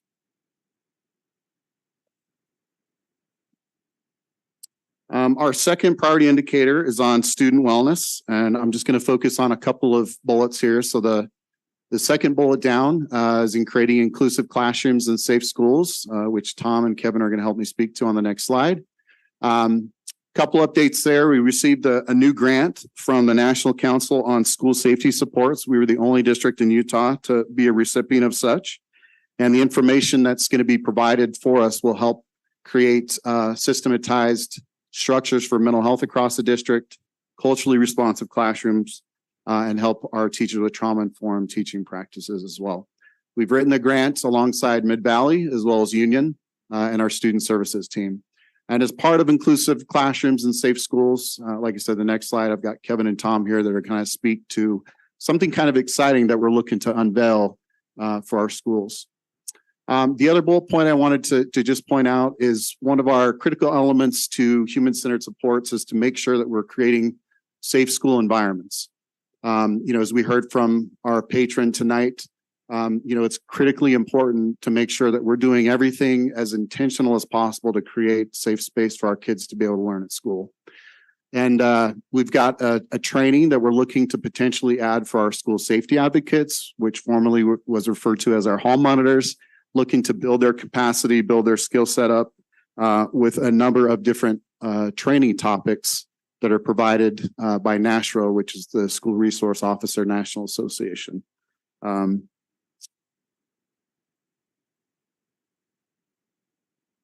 This past week, we had an opportunity to meet as a team, Dr. Robbins, Kevin with Sunlight Works, Dr. Robinson, myself, and Mr. Sherwood. And a big part of our conversation and topic and focus is how do we leverage and bring DEI into the school setting so that we can implement and create these safe spaces for our students and strengthen those pro-human centered supports. So we talked about some formalized training that we could do for our students as well as staff, some of our student leaders in our school. So I'm going to turn a couple of minutes over to Kevin and then to Tom so they can kind of talk to you a little bit about the vision that we have for creating this safe space. Thank you. Appreciate this opportunity. First of all, I want to clarify one thing that it's not a D&I initiative. It really is a civility initiative to teach students principles to feel safe, to belong. I think D&I has been very political, and it's not focused on diversity, inclusion, or diversity per se, but it's more focused on the principles of how do we make it safe for each other? How do we get along? Because when parents or students or teachers hear the word diversity, it goes in one direction. We don't want to focus there. We want to focus on making sure they understand when you use certain language, when you communicate, we need to communicate in safe ways that we all feel that we can become psychologically safe and move forward. And the initiative that we're looking to implement is an initiative that has to do with creating that culture of safety and a culture of inclusion. Want to continue? You're done. So in our meeting, we discussed some previous meetings that have taken place. The past couple months, I've been meeting with the athletic directors around the schools, and we've been talking about, things we can do to help influence culture at the schools from a teaching the leaders perspective, and then have those leaders go back into their schools and espouse those things with the rest of the students, and in an approach like Kevin mentioned, where we're talking about positive cultures and kindness and civility. And what we came up with at our last meeting is a plan to do 8 workshops. We're going to do 4 workshops that are school-based, that we help the athletic directors and the principals develop, that will be taught to the student leaders at the school level. And then we're going to also conduct 4 district-centered workshops. We're bringing all 5 high schools together in a combined effort in collaboration with Kevin and Sunlight Works to have a larger conversation in a district venue to talk about these things and to try to move this initiative forward in the schools among the student leaders in the schools and to start establishing these cultures and getting students to re-up in their efforts to be kind and inclusive and civil with one another. And I think it's a good step in the right direction. Thank you. Thank you, my fellow friends. We're really excited about moving this forward and being very intentional with our approach to ensuring that we are creating positive cultures and safe environments for our kids. All right, something I'm really excited to talk about, and I want to thank Everett, Steve, and Rob and our board that showed up for our recent Granite District Wellness Clinic visit. Again, something I'm very passionate about is health and wellness. And it's been really exciting to be able to see what Salt Lake District as well as Granite District have done to support their employees. And currently, right now, we're looking at a feasibility study, which I know Robert said we're getting very close to getting those results and looking at a cost analysis, which would be placed on Leon's chair for him to review. But as we have talked with both districts, you know, in the case of Granite, their particular wellness clinic, they provide medical, mental health supports to their employees. They have a physical therapy clinic. We walked through that. And the thing that I really liked that was empowering that Granite District is doing is they're focusing on their employees' wellness and their overall health, helping them with things like weight loss, with nutrition, with fitness, making, you know, healthy lifestyle choices. And it's hard sometimes, I think, to put a price tag on that. But if you think of employees that are taking less sick time and employees that are feeling valued as part of being a part of the Canyons organization, those are things that are really hard to put, I think, a financial dollar amount to. But some of the pros that we've discussed as part of our committee, one of the things I've been really impressed with is just the quality of patient care they provide. The doctors actually are spending more time with their patients as part of the clinic. There's a cost savings over time, convenience, hourly and ESP employees potentially maybe utilizing. That might be something that we could take a look at.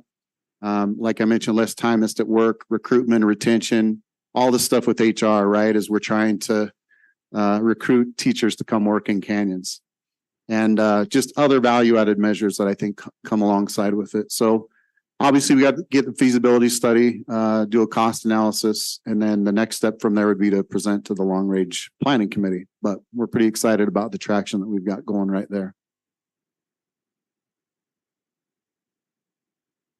Our last priority indicator is focused on behavioral supports.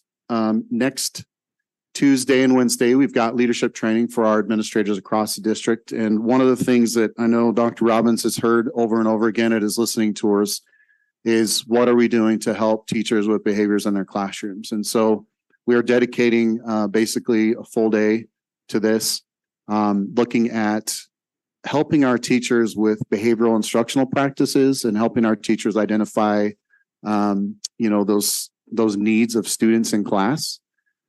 We did the TFI tiered fidelity inventory review and interviewing all of our principals.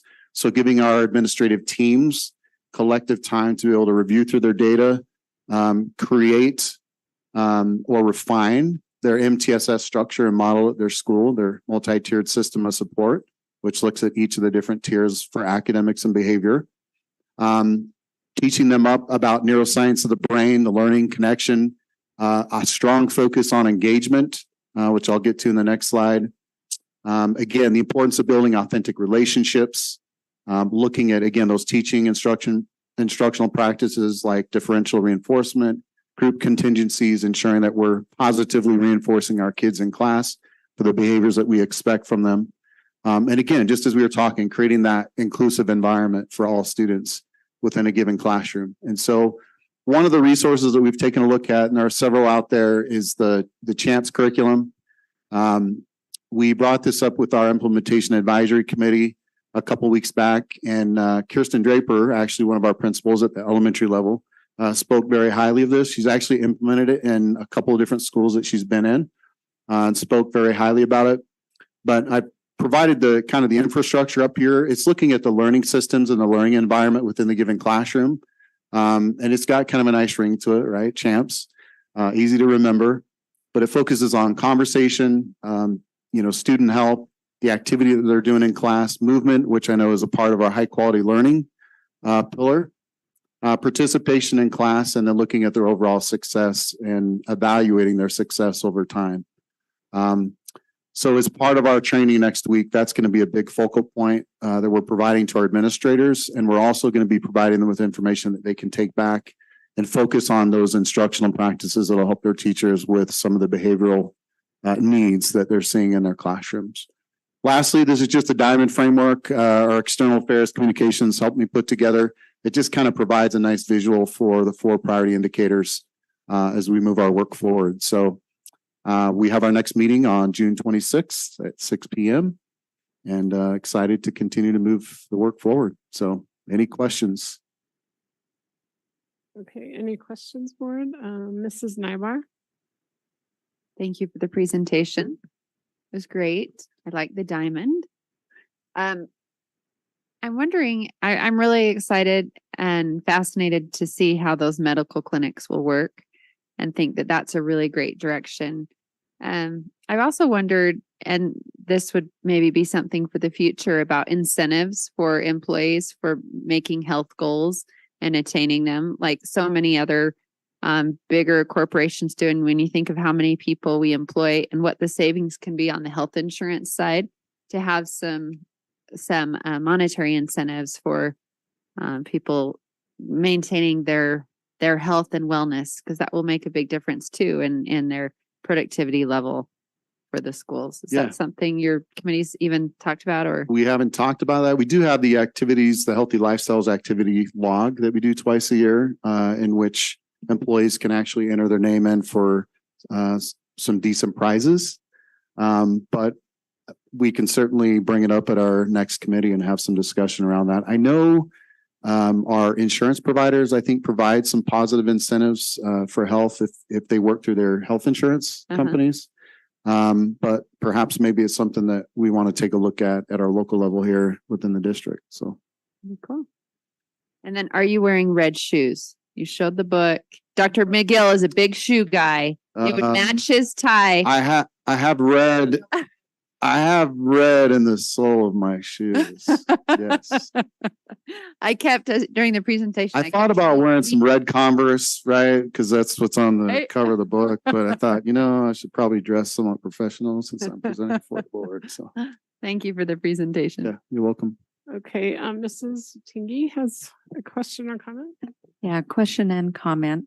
So going back to the workshops and seminars that are planned for the coaches, advisors, student athletes, and student, that list that's there that Mr. Sherwood was talking about. I think it sounds like a really great plan. So it sounds like at least once a month, and it will alternate between a school setting and the district setting. So my question, a couple of questions. Some of the advisors and coaches and things only are during a season. So would they be expected to attend even off season? Oh, just students. Okay, because it says in their athletic coaches and advisors in the slide. Okay. Just the students. Okay. Yeah, thank you for clarifying that. And then, and I think that's really great. So what will be the attendance expectation for those students at those? I mean, will they get pizza if they come, or do we keep roll? I mean, I think I would be interested in knowing how many actually participate.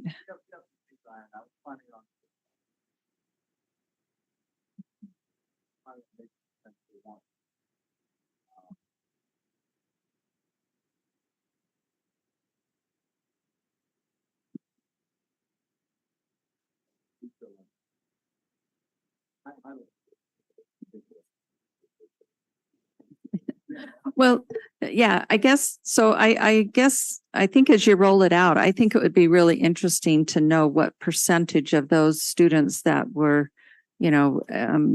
part of this actually participated. I think that would be helpful information. So just to add, it will be the coaches that select them. And I feel like once the coach selects those people, they will have an expectation, like you said.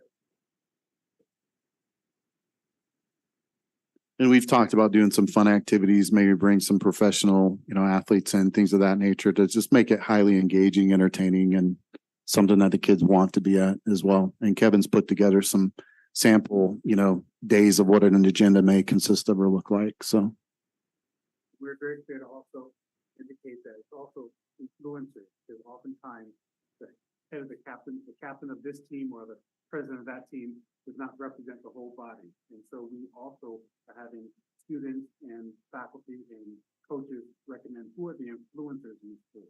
And so it's really an honor for them to be selected as well. Okay, great. Mrs. Nybar has another question. I forgot my other question. I was hung up on the red shoes, but I'll wear my red shoes tomorrow. the question is, it would be great. Could we consider having these kids come and report sometime to the board? Because I do see this as such a great opportunity to be influencers.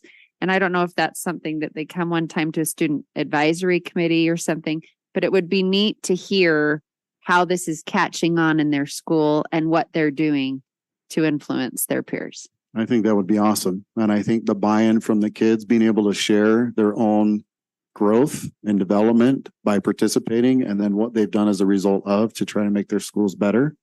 I think that would be awesome. And I think the kids would be, excited to present out. Great. So. Thanks. Okay, any other questions, board? Yes, sure. A part of this program gives them an opportunity. Reflection is very important. So it's not all delivering information to them. It's giving them some information and allowing them to reflect and discuss in their peer group. And then have an opportunity to say, now we've discussed this, what are we going to do about it? And so it would be great for them to come and share what they decide to do about these opportunities to learn. Because it's very clear, learning really should be, or lecture should be literally a small part of it. The big part of it should be about the 70% is what's our experience and what we're going to do about this learning of this opportunity. So that would be a great opportunity for them to come and share what their action plans are. Okay, thank you. Thank you, Dr. McGill and Kevin and Tom. We really appreciate you being here and sharing your ideas. And I think it sounds great. I'm really excited about it. So now we will go on to the next item on the agenda, and that is item C, legislative policy updates. It is second reading and possible action, and Jeff Christensen, Assistant Legal Counsel, will be leading that. Thank you, President Schill. I asked Dr. Dowdle in the back if he'd like to take this one for me for old time's sake, and he wasn't inclined to take it, but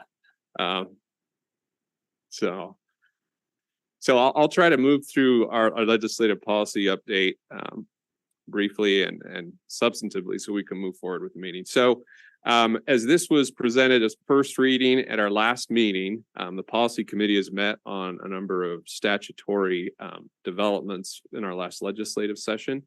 And on board docs, you have the red lines as well as associated exhibits. I'll just review each of those briefly. In our board governance policy, there was updates to the Open and Public Meetings Act. In the act itself, they have now required that each board provide and allow a reasonable opportunity for public, verbal, and written comments. We've had that in our policy, but we've just aligned some of the language to mirror the current statute. In our policy, we were tasked with discussing proxy voting, and the policy committee recommends that that not be allowed. That's been added to this policy. And then we also addressed a provision dealing with how a remote board member attending by electronic means, not necessarily an electronic meeting, which is also outlined in policy, would be included in calculating a quorum. And that provision is required by the statute. So that's the updates to the board governance policy. The next one is reporting student safety and school resource officer agreements. HB 61 requires each district to develop an SRO policy for our school resource officer agreements. In our policy manual, we have a reporting student safety policy that addresses when we report instances of suicide ideation as well as hazing. So that's where we place this school resource officer requirement, where we're already reporting student safety issues. And then we have an exhibit that outlines what's required by state statute to be in our SRO agreements moving forward to just identify those elements. And then we've added the definitions that were required by state statute. In our student conduct and disciplinary process policy, we've added some elements of both juvenile justice amendments and student graduation attire modifications. Particularly with student attire at graduation, the state legislature added some elements to the statute to define cultural significance. We already had that language in our statute, but we've added some of the language if there were a disruption at a graduation ceremony and how that would be addressed. So that's what's added regarding graduation attire. And then in our discipline policy, there is now new language that will provide the district notice when a juvenile court or law enforcement agency has a student that's arrested, charged, or adjudicated in a juvenile court for a violent felony or weapons violation. What this now requires is a reintegration plan within a certain number of days and requires juvenile justice and law enforcement and a multidisciplinary team to gather at the district to address those issues. And what we've done in our policy is added the requisite language. There was a meeting today that was conducted by our external relations department that had representation from a number of districts looking at some of these issues and fine tuning with USBE. So we're still, as we learn more with the updates provided to statute, we'll still work on some of those details as we move forward. But we have the statutory language included in our policy. The participation waiver amendments in our instructional materials policy, there was a section that dealt with you could sign a waiver to opt out of a particular element of curriculum. That element where you could opt out has now been changed. The waiver used to allow for where the school district could still require a student to participate in a particular activity. Now, consistent with the Constitution, Article 1, Section 4, if whatever activity that a parent or legal guardian determines may interfere with their right of conscience and language, they can request an alternative. It includes the constitutional language. What we've prepared with our exhibit is that if someone were to request a waiver, it lays out the requirements, what they would need to provide to request that waiver. But it should be noted with this new statute, USBE is still in the process of drafting the administrative rule. What we've done in our policy is removed the outdated statutory language and proposed a preliminary exhibit until we get further direction from USBE. Yeah. So just one thing to highlight here is, and I talked to Angie Stallings a little bit about this, but in the past, essentially, this was just an opportunity for students or parents to opt out of a state or federal assessment. This now is inclusive of all. So you're talking about a quiz or a school assessment or a district benchmark. And I don't know exactly how that's going to play out. Angie wasn't real clear either, but just so everybody knows where this is headed, this is a big deal. So yeah, I just need to pay attention to it. In our conversations with attorneys that have met regarding this bill, one of the issues we've been looking at is defining specifically in the law where it talks about an activity or a process of education, where we'll look to further define that so that you couldn't necessarily opt out of standards of discipline or some academic standards. So that's still being looked at. So at the present time, what we've done is remove the statutory language that has been deleted from statute, where you could require someone to continue to participate. That's no longer allowed. Then the school absenteeism amendments, HB 400 required to add some evidence-based language for addressing absenteeism issues. That was added to the existing policy. We reviewed the entire attendance policy and then have added some tier intervention exhibits that were developed to really address evidence-based and foreign practices as schools look at reviewing attendance data and developing their school attendance plans. And then at each level, there was a proposed attendance plan that was developed as an exhibit for them to model after.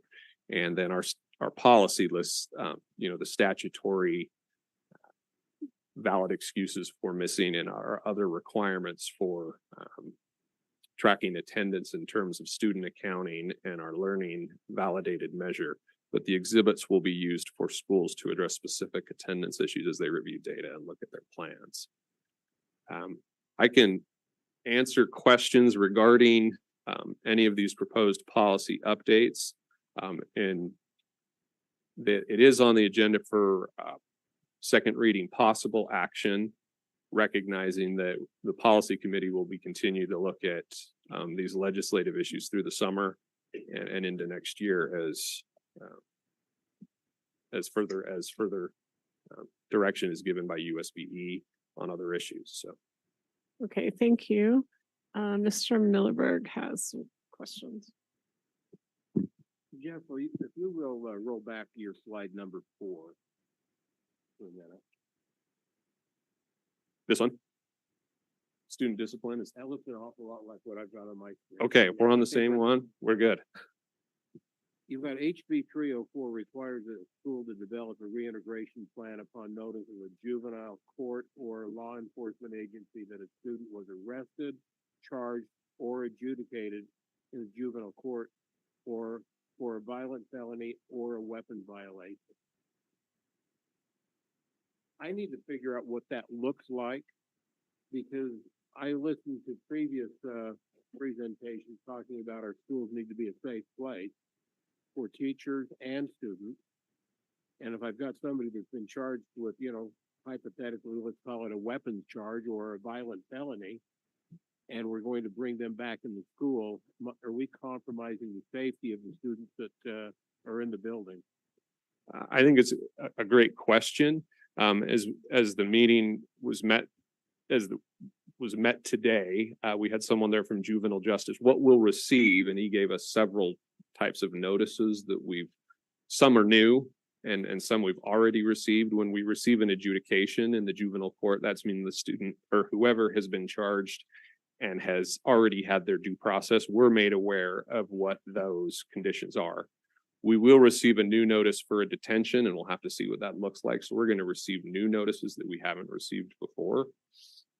Once we receive that information, then it's going to be a discussion on a case-by-case basis, looking from a multidisciplinary team perspective that will include juvenile justice, law enforcement, and our team to look at what is appropriate for their reintegration plan. And it includes the elements from statute that includes a behavior component, an academic component, and the third component is, I'm just looking back at my statute.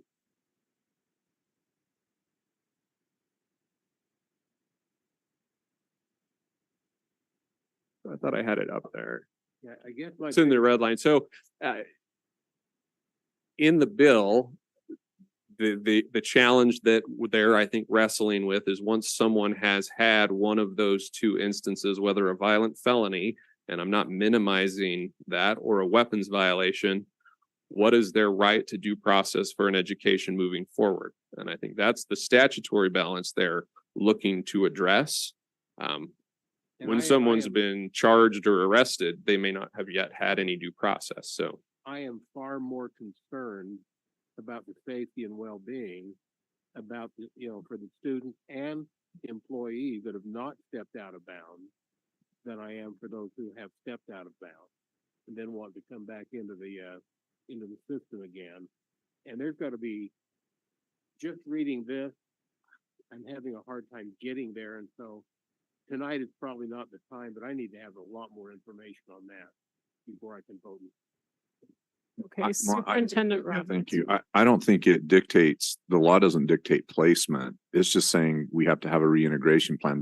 In the meeting this morning, the only place that I see a problem with what you're saying is if we have a student that has an IEP, then it gets complicated with, a relationship between their disability and the behavior.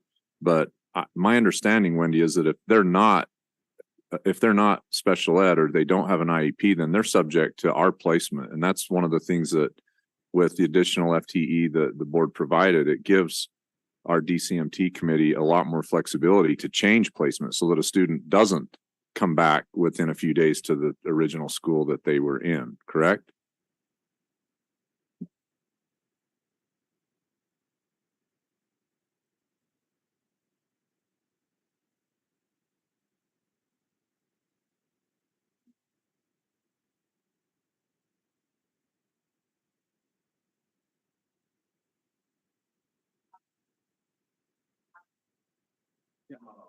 You know, hypothetically, if this is a ninth grader that does something and you worked a reintegration plan that took 4 years to implement, I'm okay.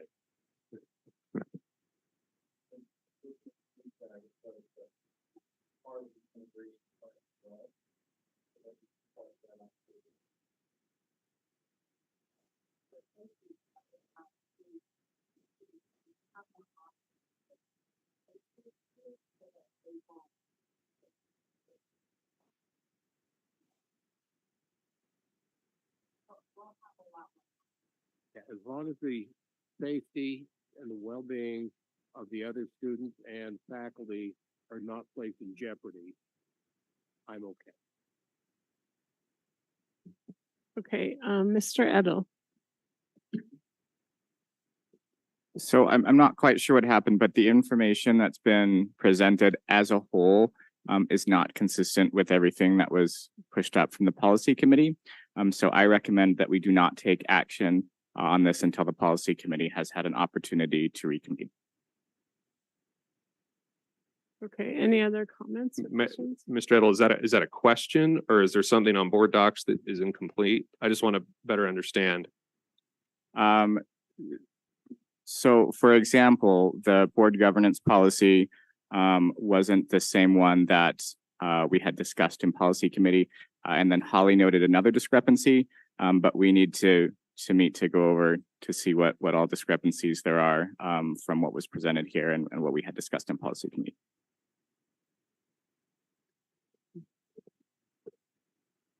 Sorry, I'm a little bit confused too on that.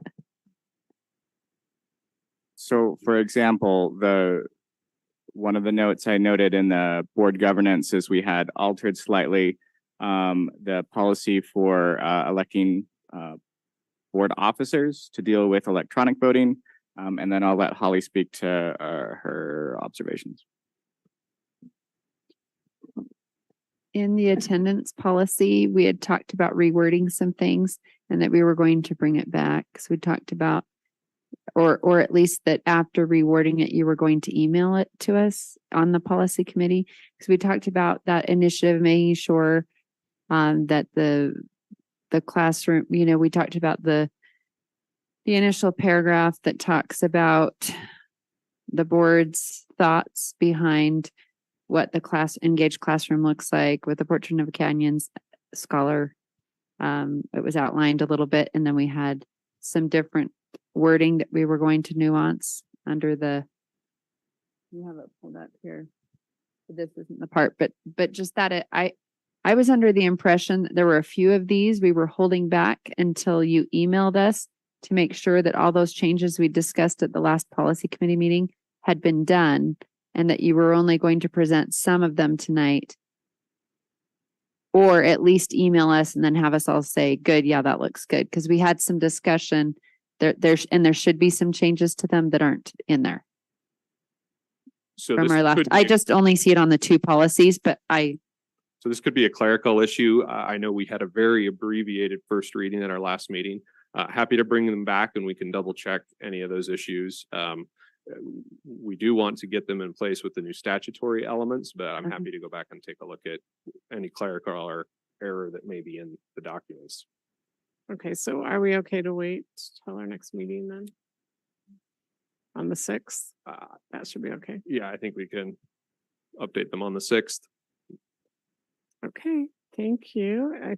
Is that all on board? Okay, it looks like it. Thank you, Jeff. Yeah. We appreciate you being here. Okay, the next item on the agenda is the 2023-2024 budget update, second reading. Leon Wilcox, Business Administrator, will present that.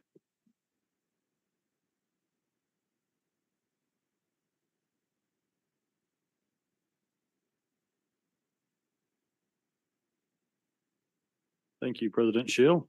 We'll hit some of our budget highlights. On board docs, you have our proposed budget that we posted to our website and to board docs on Friday. That's what we'll ask you to approve at our budget hearing at our next meeting on June 6th. We also got some information about 2 o'clock this afternoon from the county. So we've updated a couple slides here. We'll get to those when we get to that on the county what the county assessor has provided us. Some of the things that we talked about last week, we won't talk about today with our capital outlay, our debt service and school lunch funds. You can see the pages of those in our budget.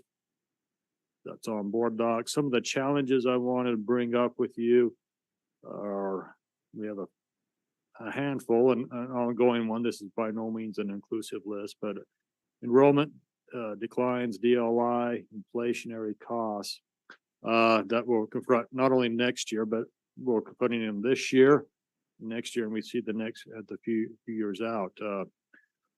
Here is a history of our last 5 years of enrollment, counting this year, and what we're projecting next year. We again continue to see continued declines in enrollment being forecasted out.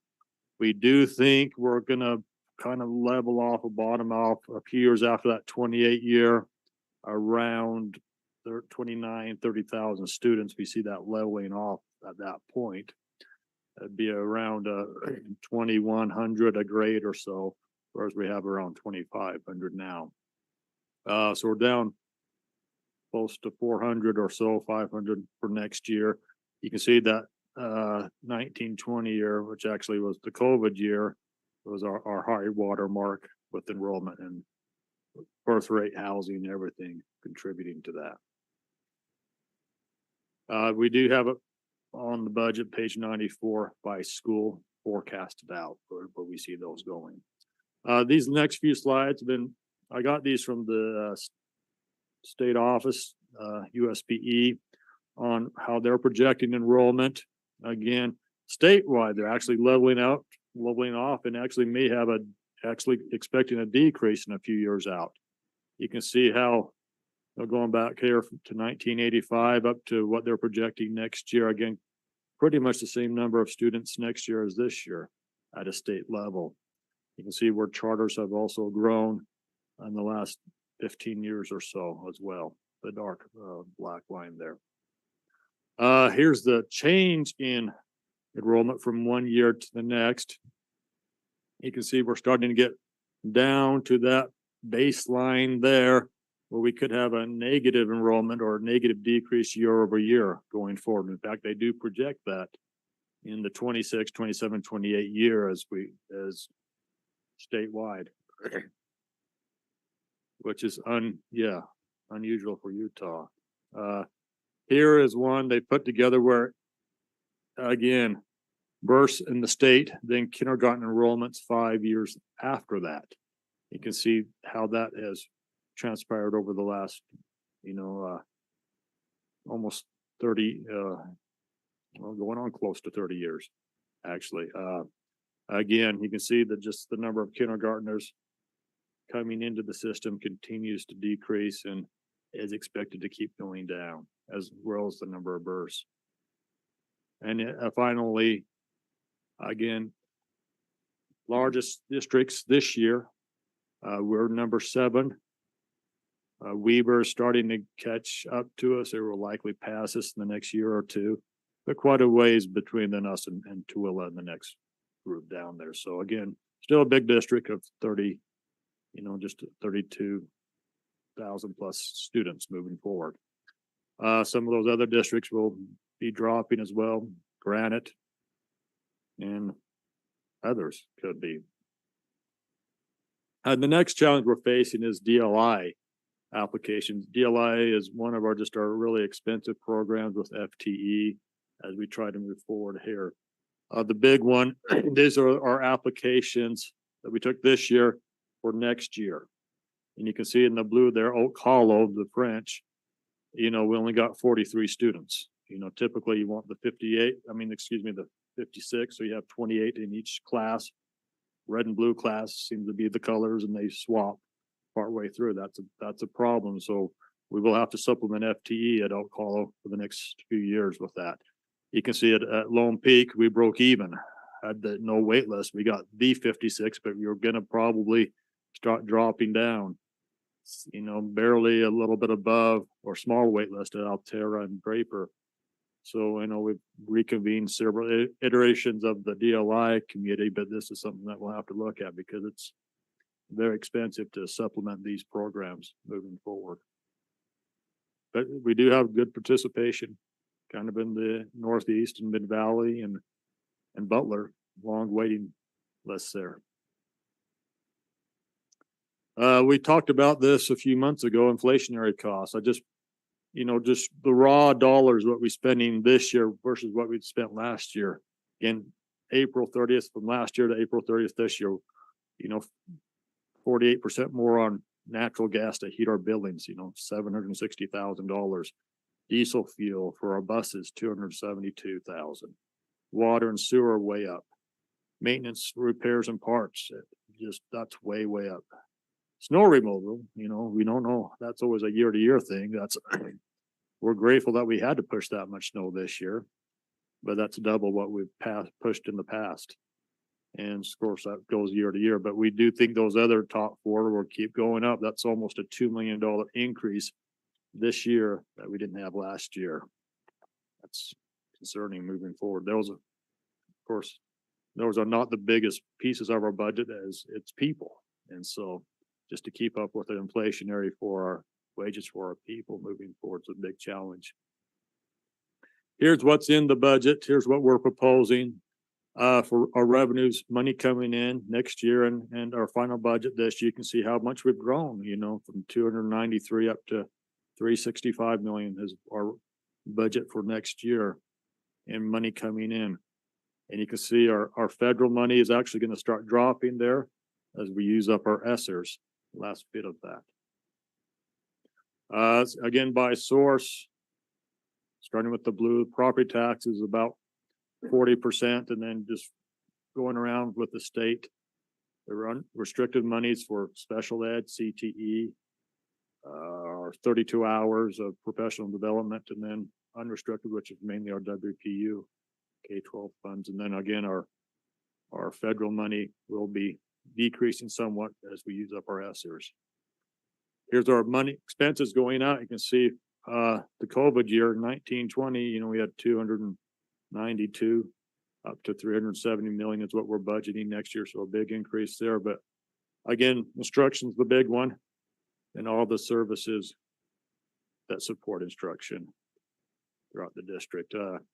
Here is the big chart that we show. Again, instruction, we want as much of our dollars going there in the blue area, going around clockwise. Facilities, again, that's up because our utilities is up. That's where that is placed.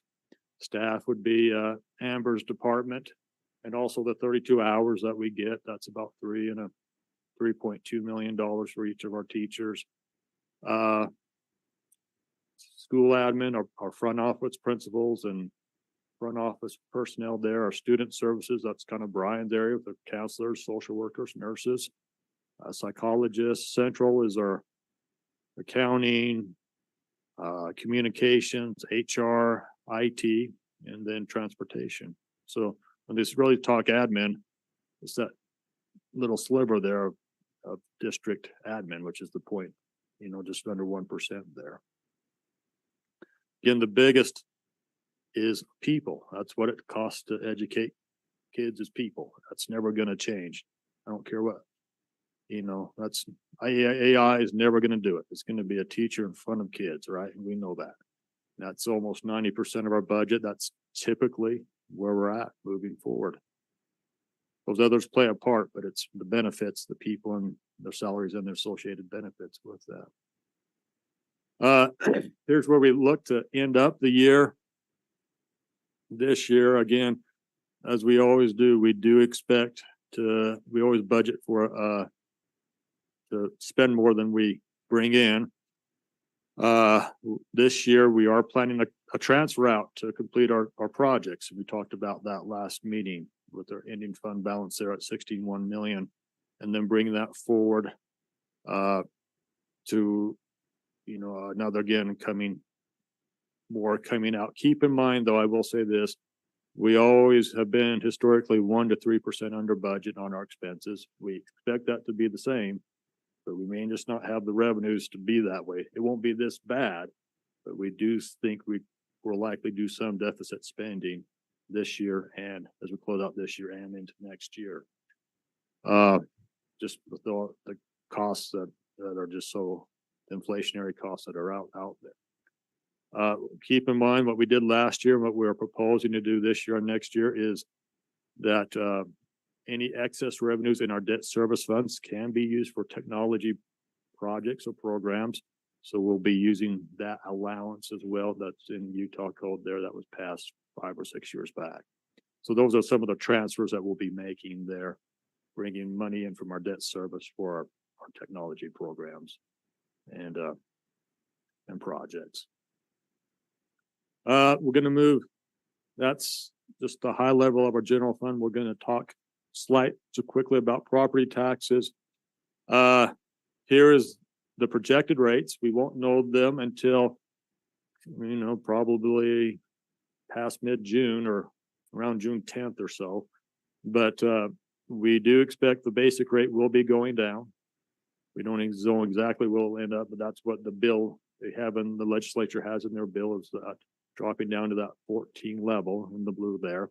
That will bring the whole rate down quite a bit, about 5% from this year to next year, almost 18% from 2 years ago.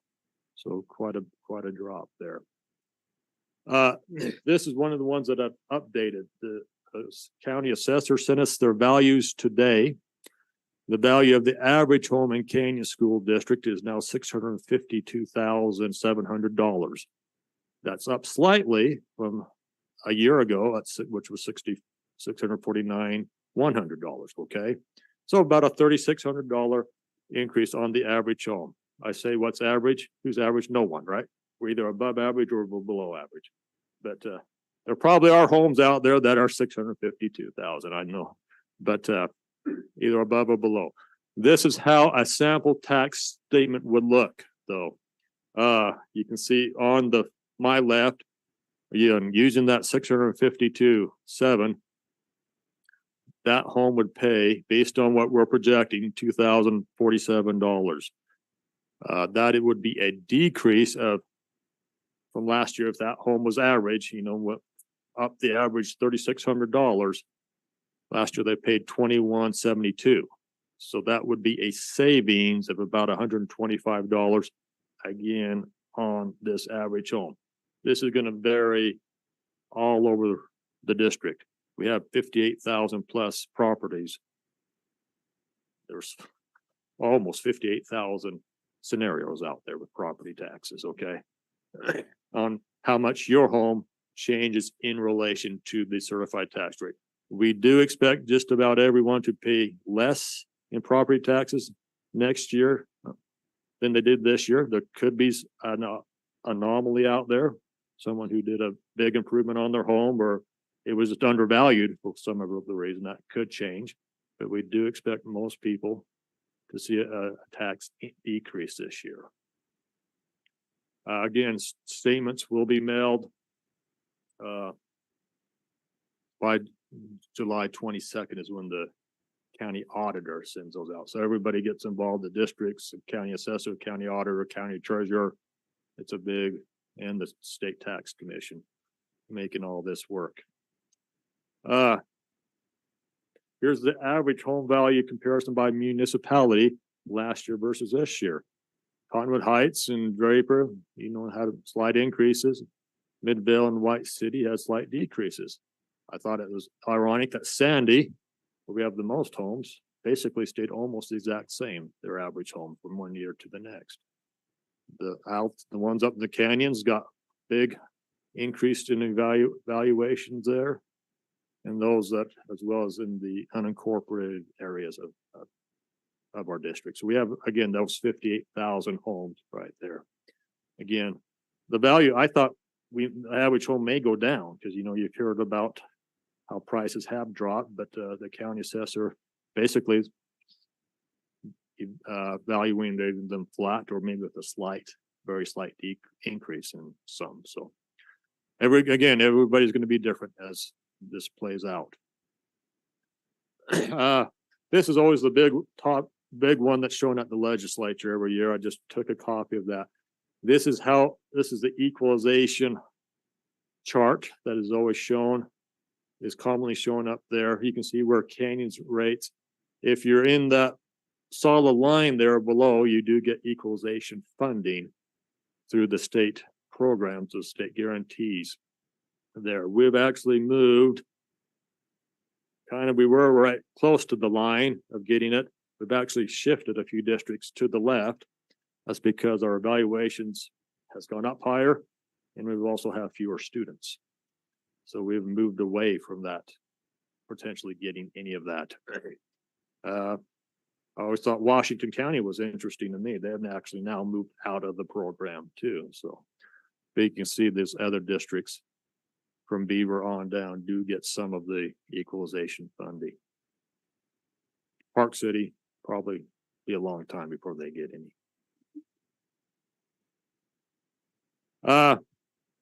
Finally, just a couple slides. I thought, and I appreciate Danny here, he put this together. You know, we've done, when we started the district, those of you who were here, you know, we did an assessment right off the bat. Found we were $650 million in needed repairs to our buildings. And so through all the boards, the great boards that we've had for the last 15 years, I just wanted to just give a snapshot of where we've done on some of our buildings. So what we took is the actual costs that that have been done at each location for the last 13 years, the final budget, what we expect to be this year, and the budget for next year. So 15 years combined.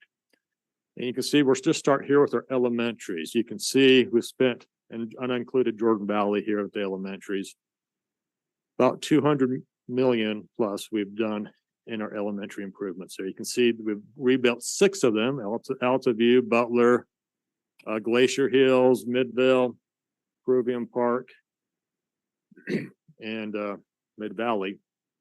So again, they would have more, but you can see we've done quite a bit at each building for the last 15 years. Should be noted that before, in 2006-07, Jordan School District did a big upgrade at Bella Vista and Copper View.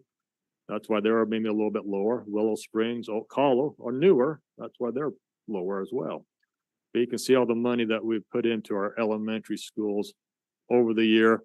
There was those 22, and I'll count Jordan Valley 23. You know, that's going to be kind of the little bit of the focus of our small capital projects as we move forward of the next few years, is again keeping these updated, the roofs, the plumbing, the remodels, everything like that. But we're in pretty good shape with our elementaries as well. It also should be noted that as I move here to our middle schools, should be noted that costs, you know, in 2012, 2013, when we really started this project, you know, we're basically about half of what they are now. So you can see what we've done at the middle schools over that same time, $283 million worth of improvements, led by Union as we finish up there. Just the cost was just so much inflated over Midville and Mount Jordan when we completed those. So just again, but when we started, the middle schools was the big priority from the community that we needed to upgrade back in 2009. So see all the money that was put into those. We'll move on to the high schools, 453 plus we put there. You can see what, again, over the 15 years at all, you know, all Alta, Brighton, and Corner, Hillcrest, we're going to look at something at Jordan as well as we move forward, but also Diamond Ridge and the Tech Center, again, 400+ million there. So a lot of money It's over, if you add it all up with what we've done with buses, technology, it's about 1.2 billion there. So over the life of our capital project. So lot done. We're gonna next year, our proposed budget, we have about 31 million in capital expenses. We've never had that low. Last time we had that low was in 2011, 14 years ago. We've usually been 50 to 150 million in capital for the last decade. So big thank you to you as the board and the previous boards who've allowed this to happen. Over $1 billion of infrastructure since we became a district. So thank you. Last thing was just our budget notice. Again, we'll ask you to adopt the budget. Again, I'll just hold it up. It's on the website on board docs at their next meeting. I'll adopt both revised budget for this year, the original one for next year. Public hearing, as we have to allow for public comment. Again, we posted this last Friday. It has to be posted by law for 15 days before you can adopt it. So we'll meet that timeline. And we'll have the certified tax rate. We won't have it done by the 6th, but we'll let you know how that plays out shortly thereafter once we get that done. So with that, is there any questions? Okay. Mrs. Teeny, then Mr. Millenberg. Okay, thank you. I just want to, it's kind of a question comment again, but back on your inflationary costs one. So basically it's almost $1.9 million. And that's dollars that we had to pay more this year over what we paid for the same commodities and things. Yeah. So I just did some really quick math, and you can tell me if I'm really far off base on this, but it's 1.9 million is a little bit more money than we get for 1% increase in WPU of the unrestricted funds, correct? Correct. It's about 1.5, 1.6 is what we get. Okay. I guess I just kind of wanted to make sure I was thinking correctly on that and make note of it in the record that inflation isn't just a little thing that we just can absorb anymore. It's a significant increase, as well as the inflation that is felt in all these same commodities by our employees, of which 90% of our expenditures goes to support.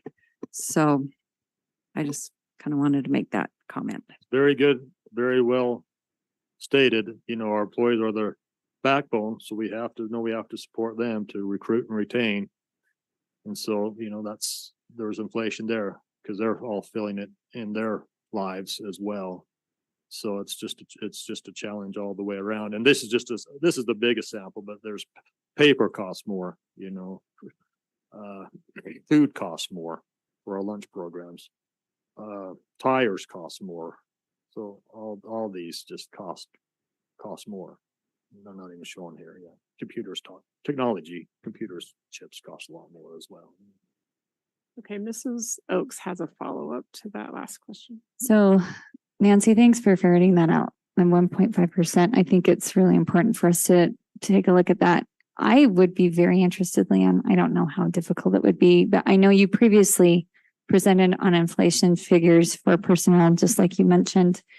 But in gathering how much of WPU we have had to put into inflation, and I would love to see that sooner rather than later, just because I know that we're having discussions starting next month about how to start engaging with our legislators and giving ourselves a better runway in preparation for next legislative session.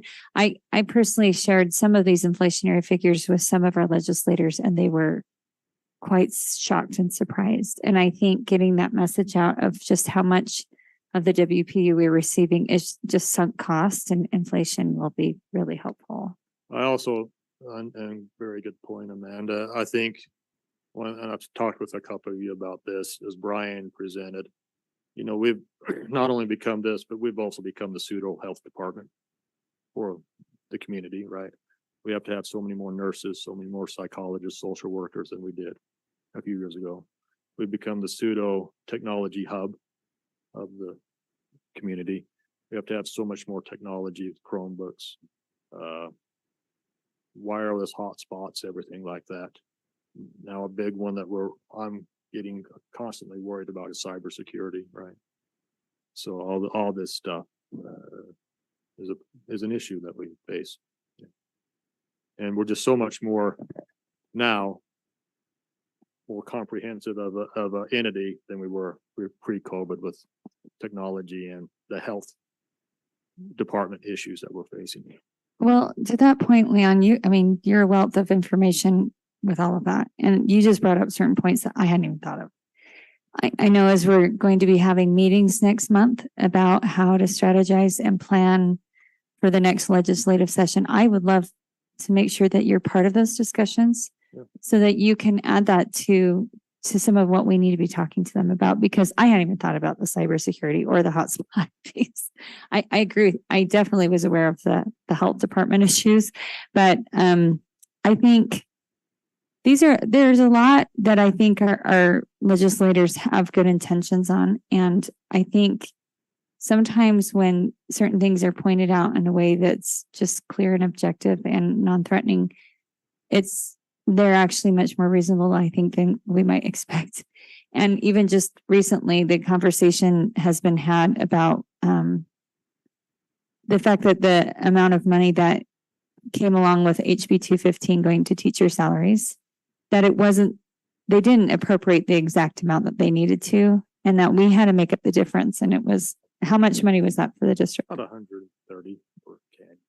Okay, so over 100,000. So, and when legislators found that out, they were shocked, actually. So I think it's important for the financial figures that you have cooking in the background for us to get on the same page. I would love to have further discussions. So we talked a lot length this morning with the GAIN grant. That's with our issues about Susan and Sharice and Ryan are facing there. That's not sufficient either for the, kind of the law enforcement side of it that we have to do as well. So all this challenging. Okay, thank you, Mr. Millerberg.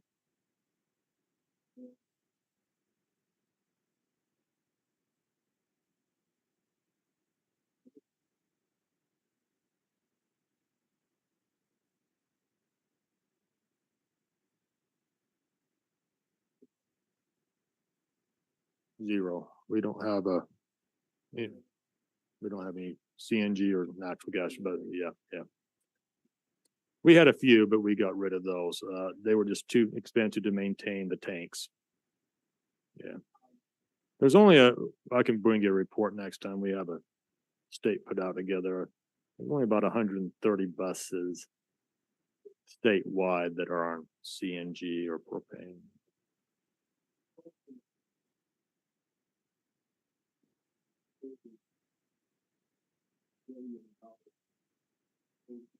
Mm-hmm.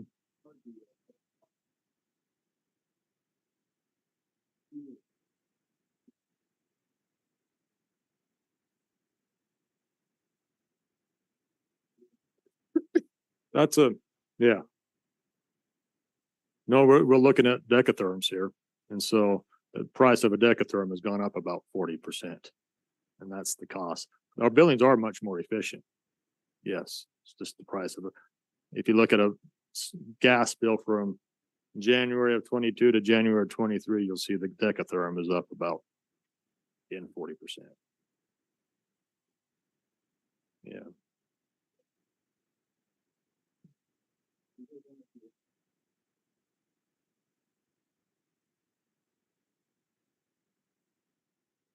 Oh yeah. Mm-hmm.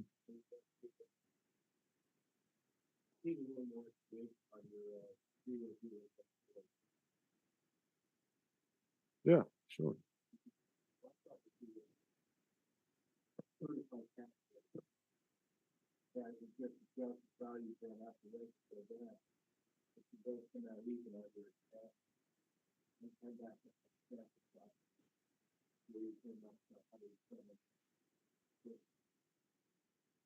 Right here.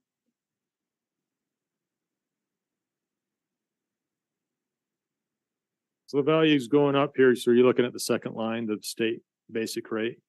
Is that? So this year it'd be about $500 on this average home. Last year it was about $590 on that average home. Keep in mind, the certified rate does not include the state basic rate. So the basic rate, the certified rate is only 3 rates. There's a board, a voted, and a capital levy. They make up the certified rate, and the basic rate is set by is paid by everyone in the state. So that's why that will go. Yeah. So that's why it's showing on a different line. Yeah. And correct me if I'm wrong, but that rate was set by statute during the session this year by the legislature. It's set by statute that to get a starting budget point, then they adjust it based on values as they come in. It won't change much under the 14, but it could go up or down a tiny bit either way. But yeah. So it was purposefully reduced this year. Purposely reduced because it was under a 5-year equalization from the 2018 legislature. This is the froze that rate, and this is the 5th year of that. So actually benefits Canyons because again, it goes back to this chart right here. We weren't receiving any of that equalization funding, so it will actually benefit our taxpayers that way. Okay, any other questions, board? Okay, I don't see any other questions, so thank you so much, Leon. We appreciate that. And then now we'll go on to the next item, which is the listening tour update, and that will be presented by Superintendent Robbins. Thank you, President Schill. In respect to time, so we can get out of here by 10, we'll fly through this. So I first want to just tell Kirsten and Jeff and Kim Mitchell and our external relations team, thank you, and share my appreciation for that to them for all of their assistance with the listening tour, and that involved bringing cookies or treats. That always made things nice. But so just a couple of thoughts, and I don't think there's anything new in the report. A lot of this has been reflected through some of the reports even tonight, and those that the board's already heard. Let's see if I can. What did I do? Okay, there we go.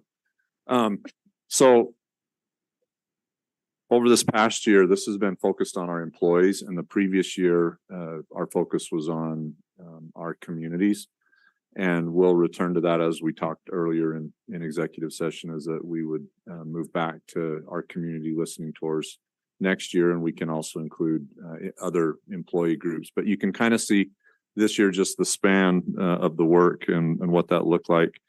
And one thing I just want to mention about, the why with the listening tour. This morning, I had a chance to meet with a couple of brain booster teachers from one of our elementaries. They wanted to come in and talk to me about a few things. And one of the points they made is they just said how much they appreciated the listening tour. And I asked them to explain a little bit more why. And they said, because that really is a conduit to the board. And we can see that the input and the things that you gather actually make it to the board and are given consideration and have changed a few different things in support of our employees. So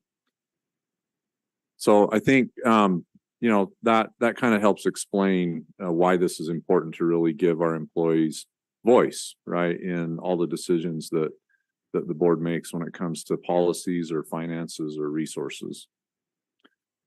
A little bit about the feedback, and Kirsten really is the one responsible to pull this together in this text analysis. It's very similar to a word cloud analysis, but it's taking 26 pages of feedback over 1,049 lines of text using Qualtrics and artificial intelligence aided technology to look at word frequency counts. So you can kind of see how that breaks down in the feedback that we acquired over that time during the listening tour. And I don't think this is anything new. Brian touched on this. We heard over and over, a majority of our teachers and staff really feeling burnout and being overwhelmed. And there's a lot of different reasons for that. You can see some of those, and that ranging from the economy to student behaviors, mental health issues.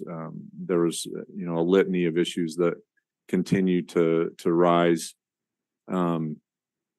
throughout just about all of our employee groups. And then related to that, you can see the growing need in student needs. And Brian touched on some of these.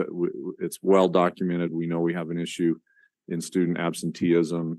This isn't unique to Canyons, but across our state and our country. It looks like to me that trend line is improving, but the reality is that we still have 20 to 30% of our students are chronically absent, and we're still seeing increase office referrals for discipline, and those behaviors can be extreme, as you all know and we've experienced. And then 9% are miscellaneous. So some of the most frequent feedback that we received, and this is we heard this in just about every single school, was more prep time for teachers. And when you think about, over the last few years, the added responsibilities with letters, our new language arts curriculum with Wonders and other curriculum, especially in our elementary schools, this has been a heavy lift. And on top of that, when you think about, our teachers' commitment to communicate with parents and to work on behavior issues and things that are happening in their classrooms, it's a lot. And I really appreciate the board's willingness to address this. It's not perfect. Next year we'll reconstitute our task force to take another look at this, because I think things have changed since the last time we did this. But I think moving in the right direction, adding those 2 additional days of prep time will help. But it's definitely not solving all of the issues that we're working on. And then you can also see, I think one thing that I've really learned through this process, the maternity leave was big. Again, it's not perfect, but it's a step in the right direction, especially considering not just in Canyons, but over 70% of educators are female. So this is a really important piece to policy. But just the concept of life work integration and maybe thinking different about what leave might look like. Traditionally, as you all know, it's been pretty siloed in how we look at sick leave or personal leave. But really, what I see from our teachers and our staff is that there really is a balance, right? Trying to balance all of the work that's necessary at school, whether that's grading or giving feedback or making phone calls home, to their own personal lives and how they manage all of that with their own families. And so we've talked a lot about that in cabinet, about what that might look like in the future. I don't know exactly what the solution is, but I think being less siloed in what leave looks like would probably be a direction that we might want to consider. And that kind of goes along with some of what Brian is talking about when it comes to, maybe some type of clinic support for our employees, to give them more flexibility in how they manage their time. And then you can kind of go down the list there. Hopefully the satisfaction survey is out, as you know, so keeping our fingers crossed. Hopefully this year we've made some improvement and seen an uptick in morale and everything from compensation to some of these policy changes that we've made. You can also see just, some of the issues there. It's, as we've talked about, mental health issues, rising costs with inflation. You can also see the turnover. That's not, it's more acute with special education, but that's not unique to, the rest of our teachers. We're definitely in high competition with other districts around us for the very best teachers. So I think, maintaining that focus on compensation, which we did this year, even in budget contraction, I just, I'm very proud of the fact that we were able to do what we did. So you can see there again, time is an issue, and some comments. When it comes to student needs, these are well documented, nothing new to the board. I think, one thing that has come out of this that I think is a step in the right direction when we had our indicator meeting is that, we'll look at these more closely instead of in the background, looking at absenteeism and grade distribution and those types of things on a more regular basis to kind of understand the impact of the pandemic and what's happening with our students and learning recovery and trying to get students back on track. So you can see some of those issues that are there. And as Brian mentioned, I think our Thrive curriculum has been just, a much needed lifeline for our teachers. There's a lot of work still to be done, but I think that will continue to show positive results. And then lastly, this cell phone issue, I think, it just continues to be a problem. And I didn't, once upon a time, didn't think I would ever lean to this direction, but at least in my perception and thinking about the future, I'm getting much closer to a place where we ban cell phones, at least in the classroom. I know they're an important communication, line to parents and students, but it's becoming such a distraction in the classroom that, it's nearly impossible sometimes, I think, to overcome that. So I don't know exactly what that looks like. And as you recall, this past session in the legislature, there was a bill to actually do this. It failed. But I don't think this issue, is going away and one that we want to continue to look at. And then here's just some of the text analysis for some of the miscellaneous feedback. Class sizes, maintaining the arts programs, extracurricular activities, esports, school safety. A lot of this was with the school safety piece was in response to Uvalde and some of the school shootings that occurred. And I appreciate our EMT committee really, working on this. As you recall, we did a safety audit to look at ways that we could continue to ramp up safety in our buildings. And then curriculum needs. And then this last piece, I think, when we're thinking about, what can we do to maybe, help with the workload that our teachers have. I totally get, evaluation is necessary in any profession. But really taking a hard look at the relevance of teacher evaluation and does it truly move the needle for student outcomes? It's definitely an accountability piece that we have to do, and it's necessary. I totally recognize that and get that, but maybe there's some things there that we could look at that would be, less of a burden and an obstacle and a hurdle and more of a support to our teachers. So something to think about. And then here's just some things that we've done and taken action on.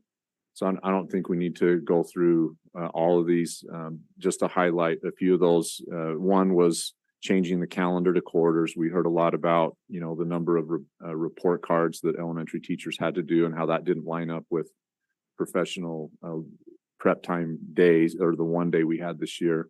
And then the additional day the board approved in March.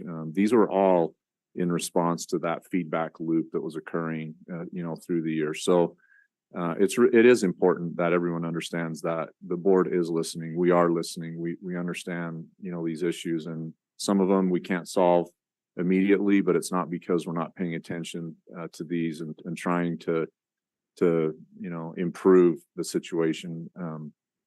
With letters, you remember we tried to streamline a bridge to practice and make that load a little bit easier on our teachers to handle. So those are just some things in response to listening to her. And then finally, I think one thing that we found is, and this is really kind of grown out of our operations committee, is really improving our communication system, which is already, I think, amazing. This is really a yes and type of proposition. I think our communication systems in the district are bar none some of the best there are and is.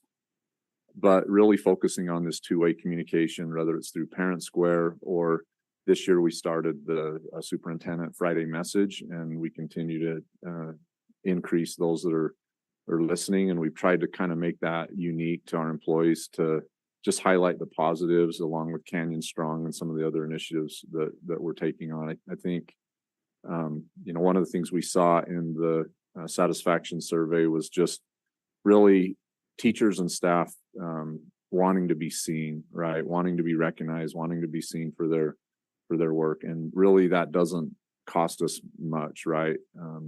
But yet it just goes so far in building morale and building a positive culture. So really appreciate our communications team for helping with this and putting this together each Friday that we get the message out.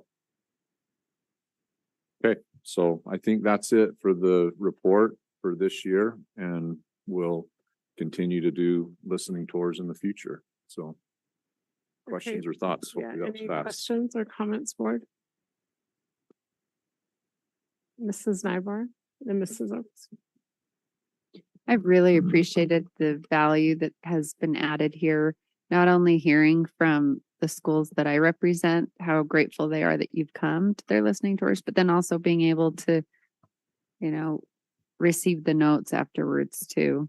And I know you always have an open invitation for board members to go as well. So I think it's extremely valuable. And I have some thoughts on this for our roundtable discussion as far as being able to implement that teacher voice more readily. So I think this has been great and appreciate the initiative. It's a lot of work to not only keep that schedule, but then correlate all the notes and then make sure that we're doing those feedback loops and addressing some of those issues. And I know the teachers that I talked to in the elementary schools, once that letters assignments were simplified, that was a huge deal. And they felt so listened to.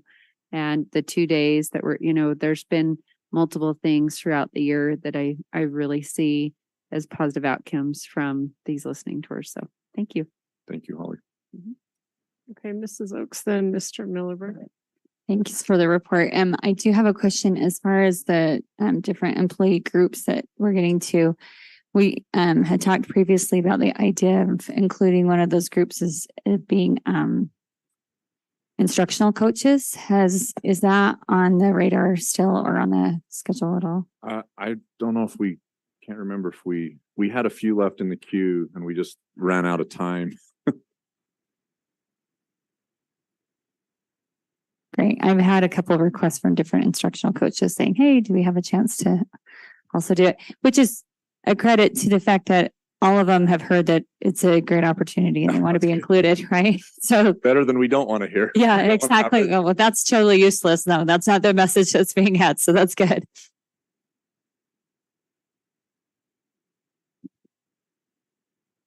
Rick, I think the listening tour was a great success. And I really do appreciate you including me in a couple of those. Yeah. You probably would have included me in more if I could have made my schedule work. And All how you good. make your schedule work for that like that, I have no idea. But for me, it was very valuable to be with you in the schools that I was able to attend and interact with the teachers. Great job. Thanks. Oh, thank you. It's pretty emotional. I mean, you saw firsthand. I think it feels good that I think we're getting to a place where, our employees really do feel safe and willing to share, and they ask hard questions. I mean, they don't hold back, how they're feeling. So, And I think I'll speak for myself, not anybody else, but I have a tendency to look at where you're going to be, and if it's in my area, I try to be there. Yep. You met with a bunch of groups that are not location specific. Mhm. And I just wonder if, as a board, we should try to make sure we have somebody that would be great. at those locations as well. One thing we did this year, and I credit Kirsten and Jeff and Kim really made this happen, and their team, is we tried to align to their meetings. So instead of pulling them out, for something unique, we tried to really look at when they're having their regular trainings and then we just asked for some time. And I think that really helps. So, that's something I think we could facilitate on the calendar that you all could look at and then just pinpoint the ones that you want to try to be to. So thank you. Okay, then Mrs. Kingi and Mrs. Pedersen. Thank you so much for this report. I think it was mentioned a minute or two ago, but I just wanted to say it again. I think this is an incredible example of our strategic plan at work, because it was, we did talk about feedback loops, and this is a feedback loop. You reached out, you listened, we discussed, we made decisions, and now you're reporting back. So I just really, really do appreciate that. Thank you. Nancy. And I was able to attend a couple of those meetings too. Very, very informative and insightful, and it just made me really grateful for the effort that you've made and will continue to make. Thank you. I appreciate, I talk for a while and your voice goes. Anyway, I have really appreciated that you've continued the tradition or increased the tradition of listening tours. I know past superintendents went to the community and really listened to try and get the feel for what they wanted in a superintendent. But I really appreciate that you've made the effort to go out to especially our employee groups this particular year. It was such a critical need to be listened to. They obviously even listed that on here. We don't feel seen, we don't feel heard. And that's not a just this year thing. This has been building for years. Good. So I so appreciate that you've been able to take the time.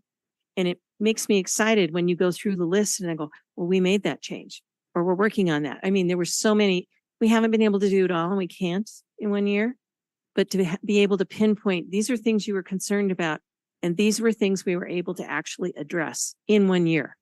So we actually are making progress, and we're improving what we're being able to do. I love that you have the kind of personality when you come into these meetings that they feel safe. You make it safe. It's not a big deal. You want to hear their true feelings, and they will give it to you.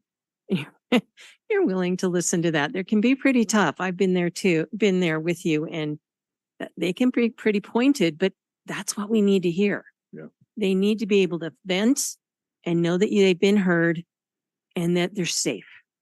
It's no different than our students. They're just big students. And you're the Karen. teacher. So I really appreciate this. This is probably, I've loved all of our presentations today, but this is the one that I think touches me the most because it's made the most difference in a big time. I mean, we need to know our budget. We need to know those other things, but this is showing the difference we can make in our schools.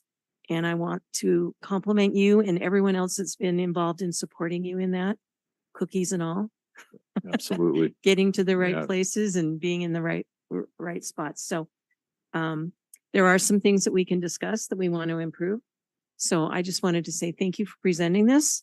And I'm just excited to see that we've been able to move on some of these concerns. Thank you. Thank you, Karen.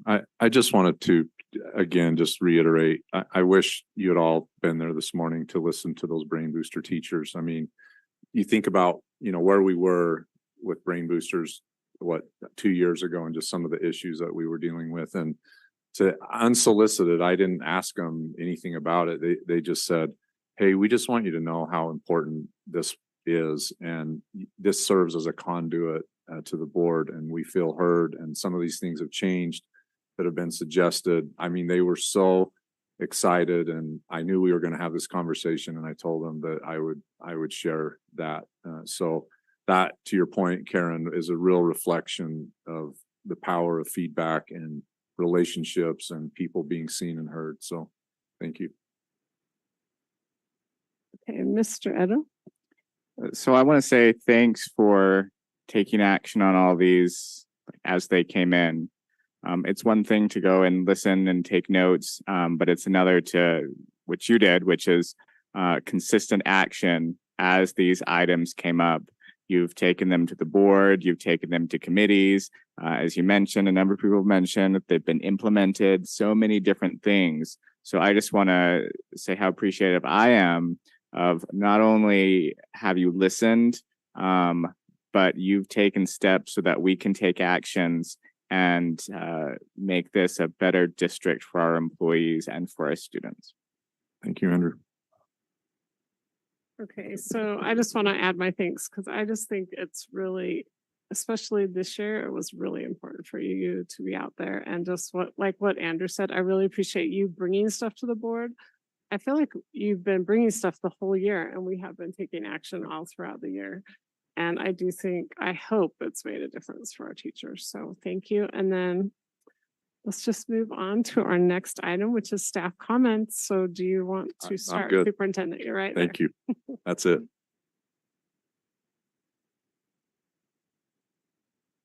Okay, Mr. Wilcox, do you want to start? Yeah, a couple things. Today was always one of those days you look forward with some intrepidation, and that is called Lagoon Day. But a big thank you. We had 59 buses of students go up. As of 7 o'clock, they had just dropped the last group off. So all came back.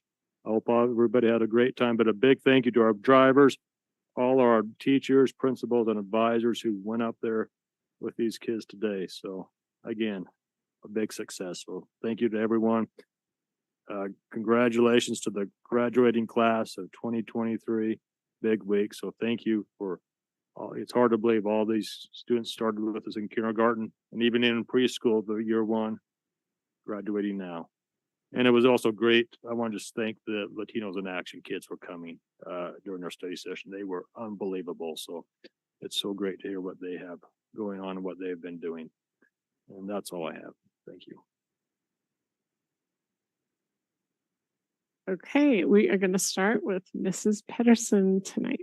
And okay, board, we have 13 minutes. 1 minute. And I know everyone's been doing like 20 things, so maybe just choose your favorite. My favorites. Okay, yes, there's a million things that we could say, but what I would like to say is two things. One, I want to thank the communications department for all year long supporting the board by providing us with information about events that are happening in the district and when we can attend, who we need to contact, who's doing some marvelous things that we may or may not have heard about. It's been phenomenal. I love our webpage. It's not perfect, but it's so much better than it was before. I mean, there's a few tweaks. There's always tweaks. I see Facebook posts all the time. They just randomly pop up and it's nice because I see people are starting to really engage. People are aware of what's going on. So thank you. You guys have worked like crazy this year and it's been such a benefit to the community to know what our schools are doing and to our schools, knowing that what they're doing is being seen and recognized. So thank you so much, the two of you. You're amazing. You've done great stuff. And the second thing I just wanted to say is that I really enjoyed going to the IB banquet yesterday and to see the amazing students that have gone through that program and the amount of scholarship money. It's in the millions, right? They've just done some amazing things. It was so fun to support those students and see what they've been able to accomplish. And being invited to those kinds of things makes me so proud of Canyons. And I brag about you all the time. So about the district. So I just wanted to say that I appreciate those opportunities. Thank you. Okay, thank you, Mrs. Tingy. Thank you. So yeah, I won't try and list everything that I've had the privilege of participating and attending in the 1.2 minutes that I have. But I will say, okay, but I do want to just recognize that I was able to attend the Brighton High Senior Awards Night, and that's just always such a wonderful, wonderful event. They do a great job, but how every student that is recognized and I get a chance to shake their hand, they just have a big smile on their face, and they know that this is something that they can be proud of, whatever the award is, and it's just really rewarding. But the the advanced and honors diplomas are, I remember when the board first initiated that, and it was kind of like a little bit, but I think they're a big deal now to some of those students, and they seem to be grateful for the acknowledgement of their efforts. And then I just want to use a few seconds here to acknowledge Assistant Superintendent Robert Dowdle. I understand that this is going to be your last meeting with us. I thought we had another one in June, but so I'm not really prepared, but I just wanted to express my appreciation to you for your distinguished career as an educator here in Utah. You have made such a difference, and in so many students' lives, so many teachers' lives, so many administrators' lives, and in my life. And I appreciate the example that you are of professionalism, of dedication, of caring, and of loyalty to Canyons District. I know that was a huge thing in your career, a huge point in your career, and you decided to stick with this community and to bring your strengths and your abilities to this district. And I'm so grateful. And I just wish you all the very, very best as you embark on your next adventure. And I know you'll make a big difference and continue to make a difference in the lives of those around you. Okay, thank you. Mr. Millerberg. Bob, I have to echo what Nancy just said. Met Bob in 2009, shortly after the division of the district. And I will tell you that in that 14 years, you have been nothing but a professional in all respects. So Bob, it's been a pleasure. And I hope at some point in time we bump into each other somewhere again. The last couple of weeks of school are always fun. I can't remember who said it. I've got a few ideas, but I'd probably be wrong. But it was said that the last 2 weeks of school is like Christmas. There's always somewhere to go and something to do. And so, unlike you, Nancy, I am going to list what my last couple of weeks look like, and I'm gonna, before I do that, tell you that I feel like a slacker. High School Music Theater Awards, LIA banquet, Jordan Valley School graduation, Mid-Valley Awards, IB graduation, foundation meeting, kindergarten program at Mid-Valley, portrait of a graduate at Midvale Middle School, Hillcrest Awards night, superintendent awards, We Are Midvale at Midvale Middle School, a couple of FCC meetings, and not the least of the things was the civic leaders refueling flight. That was awesome. Okay, thank you. Mrs. Oakes. Way to steal Andrew's thunder. Just teasing. It was amazing. Some highlights for me: the Sandy City Art Night. Mayor Zoltansky honored a number of our students that night for their artwork and put it up on the wall in City Hall. It was fun. Andrew and I got to go together, and it was a real delight. Although we need more representation, wouldn't you say? Yeah, compared to the overall group. The Google Doodle winner, sorry. It was really funny. Like I this came across and I was like, what is this? And I looked it up. This is a really big deal. So we had an Alta High School student who entered a contest with Google and submitted some original artwork, and she won for the state of Utah and is submitted into a pool. And if she wins at the national level, she wins a $50,000 scholarship that goes to Alta High School for technology, I think. And it was hilarious. Her mom said, I told her, there's no way you're going to win this. It's not even worth entering. And she won. So it was cute. She had such an emotional reaction, and it was a real joy to be able to be there and celebrate with her. And last but definitely not least, I had the chance to go to the Jordan Valley graduation, and I've heard since I got on the board about what a wonderful experience that is. Holy cow, that's a tearjerker. I was so impressed by the love that faculty had for those students, and if you could harness the love that you could see not only in the teachers but the parents sitting here, because we did it in here, that could probably heat all of our buildings. It was amazing. And you could see on the faces of the parents when they talked about how hard it would be for them to leave that school and how much they were going to miss the teachers and everything that they have contributed and done in their lives. It was very emotional. There is a lot of reasons why I love public education.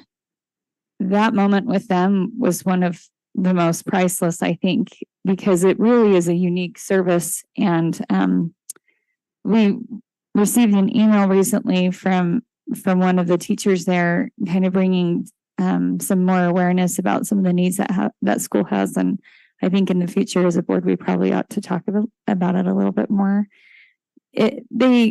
They are a unique school with very unique needs, and significantly more than I think what any of us would have any idea unless we went and spent time there ourselves more. And so anyway, I'd like to do that as a board member, and I really appreciate the opportunity I had to participate in that. So. Okay, thank you, Mr. Edel. So I had the opportunity to finish up visiting all of the schools that have boundaries that overlap in my area. And so that was a highlight for me. I also was able to finally go on one of our buses. I was on the bus with bus driver Sheila Keller, who is just an amazing person. My kids have ridden the bus since all of kindergarten, and the bus is a really big part of their lives. I think that sometimes we don't think about, and the bus drivers make such an impact on the kids.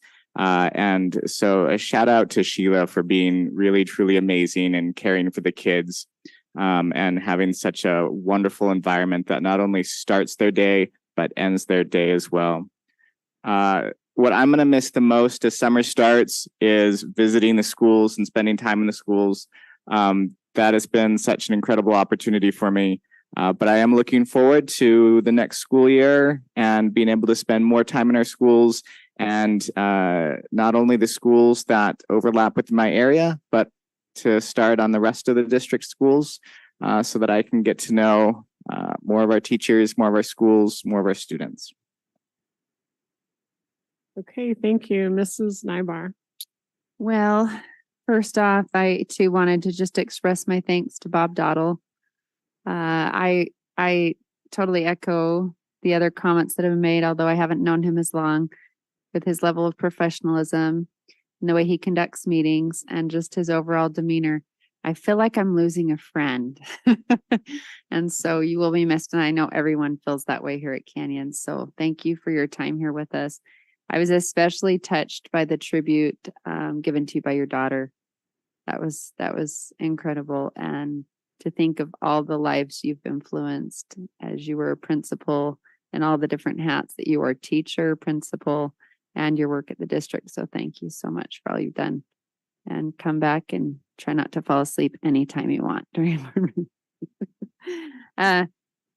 congrats to Corner Canyon boys tennis and track and field, getting first place titles in 6A division. Second place to our girls golf team at Corner Canyon. It's also amazing.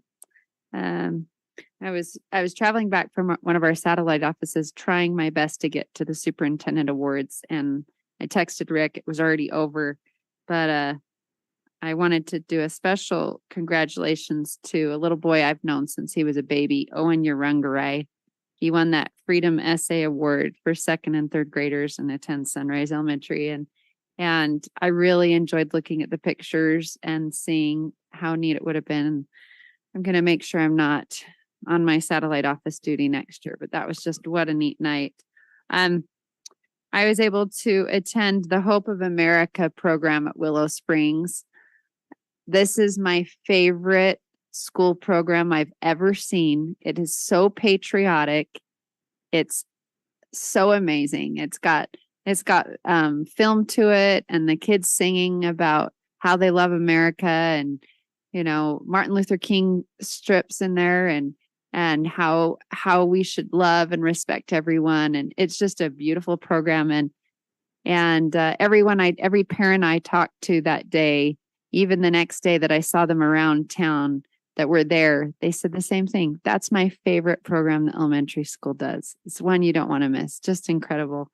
By the skin of our teeth, my son did get the Great American. There was a lot of studying of that state map with capitals and some intricate storytelling to get him to figure that out there. But it's really neat, all that's expected of these kids. They have to memorize the preamble. They have to memorize the Gettysburg Address. They need to know their states and capitals on the map. They need to know 10 great Americans in a timeline. They do a special research project. They have to have service hours, and the list goes on. And that's what's incredible about it, is that these kids, for the most part, these are things they do at home. And I love programs like this that help our kids have a learning experience with mom or dad at home, and then develop this pride for our country and what it means to be a good civil servant. So love that. Congratulations to Marianne Watts, Sunrise Elementary principal, who is retiring. It was neat to go to her reception and see all the people there paying their thanks to her. And that's all I have for tonight. Thank you. Okay, I just want to start. I'm going to be super quick, but this camera's in the way. I can't see Bob. There we go. I just want to thank Bob for his service to our district, and just say ditto to what everyone else has said, especially Nancy is very eloquent. And I really think your influence has been immeasurable for our district and for students and employees. So thank you. And I'm sure we're going to miss you way more than you're going to miss us, and especially these Tuesday nights. So I'll just mention, I went to the Brighton Band concert, which was incredible. I've been to a lot of sporting events. My favorite event probably I went to is Butler Elementary had a world night, and it was just incredible. And each grade had a dance that they learned that went with a specific country. Then they did artwork. I mean, it was just amazing. And there were hundreds of people there, and they had food trucks. Anyway, it was just incredible. So I just want to tell Principal Malwalker, great job on that. And with that, we will end our meeting. Thank you, everyone.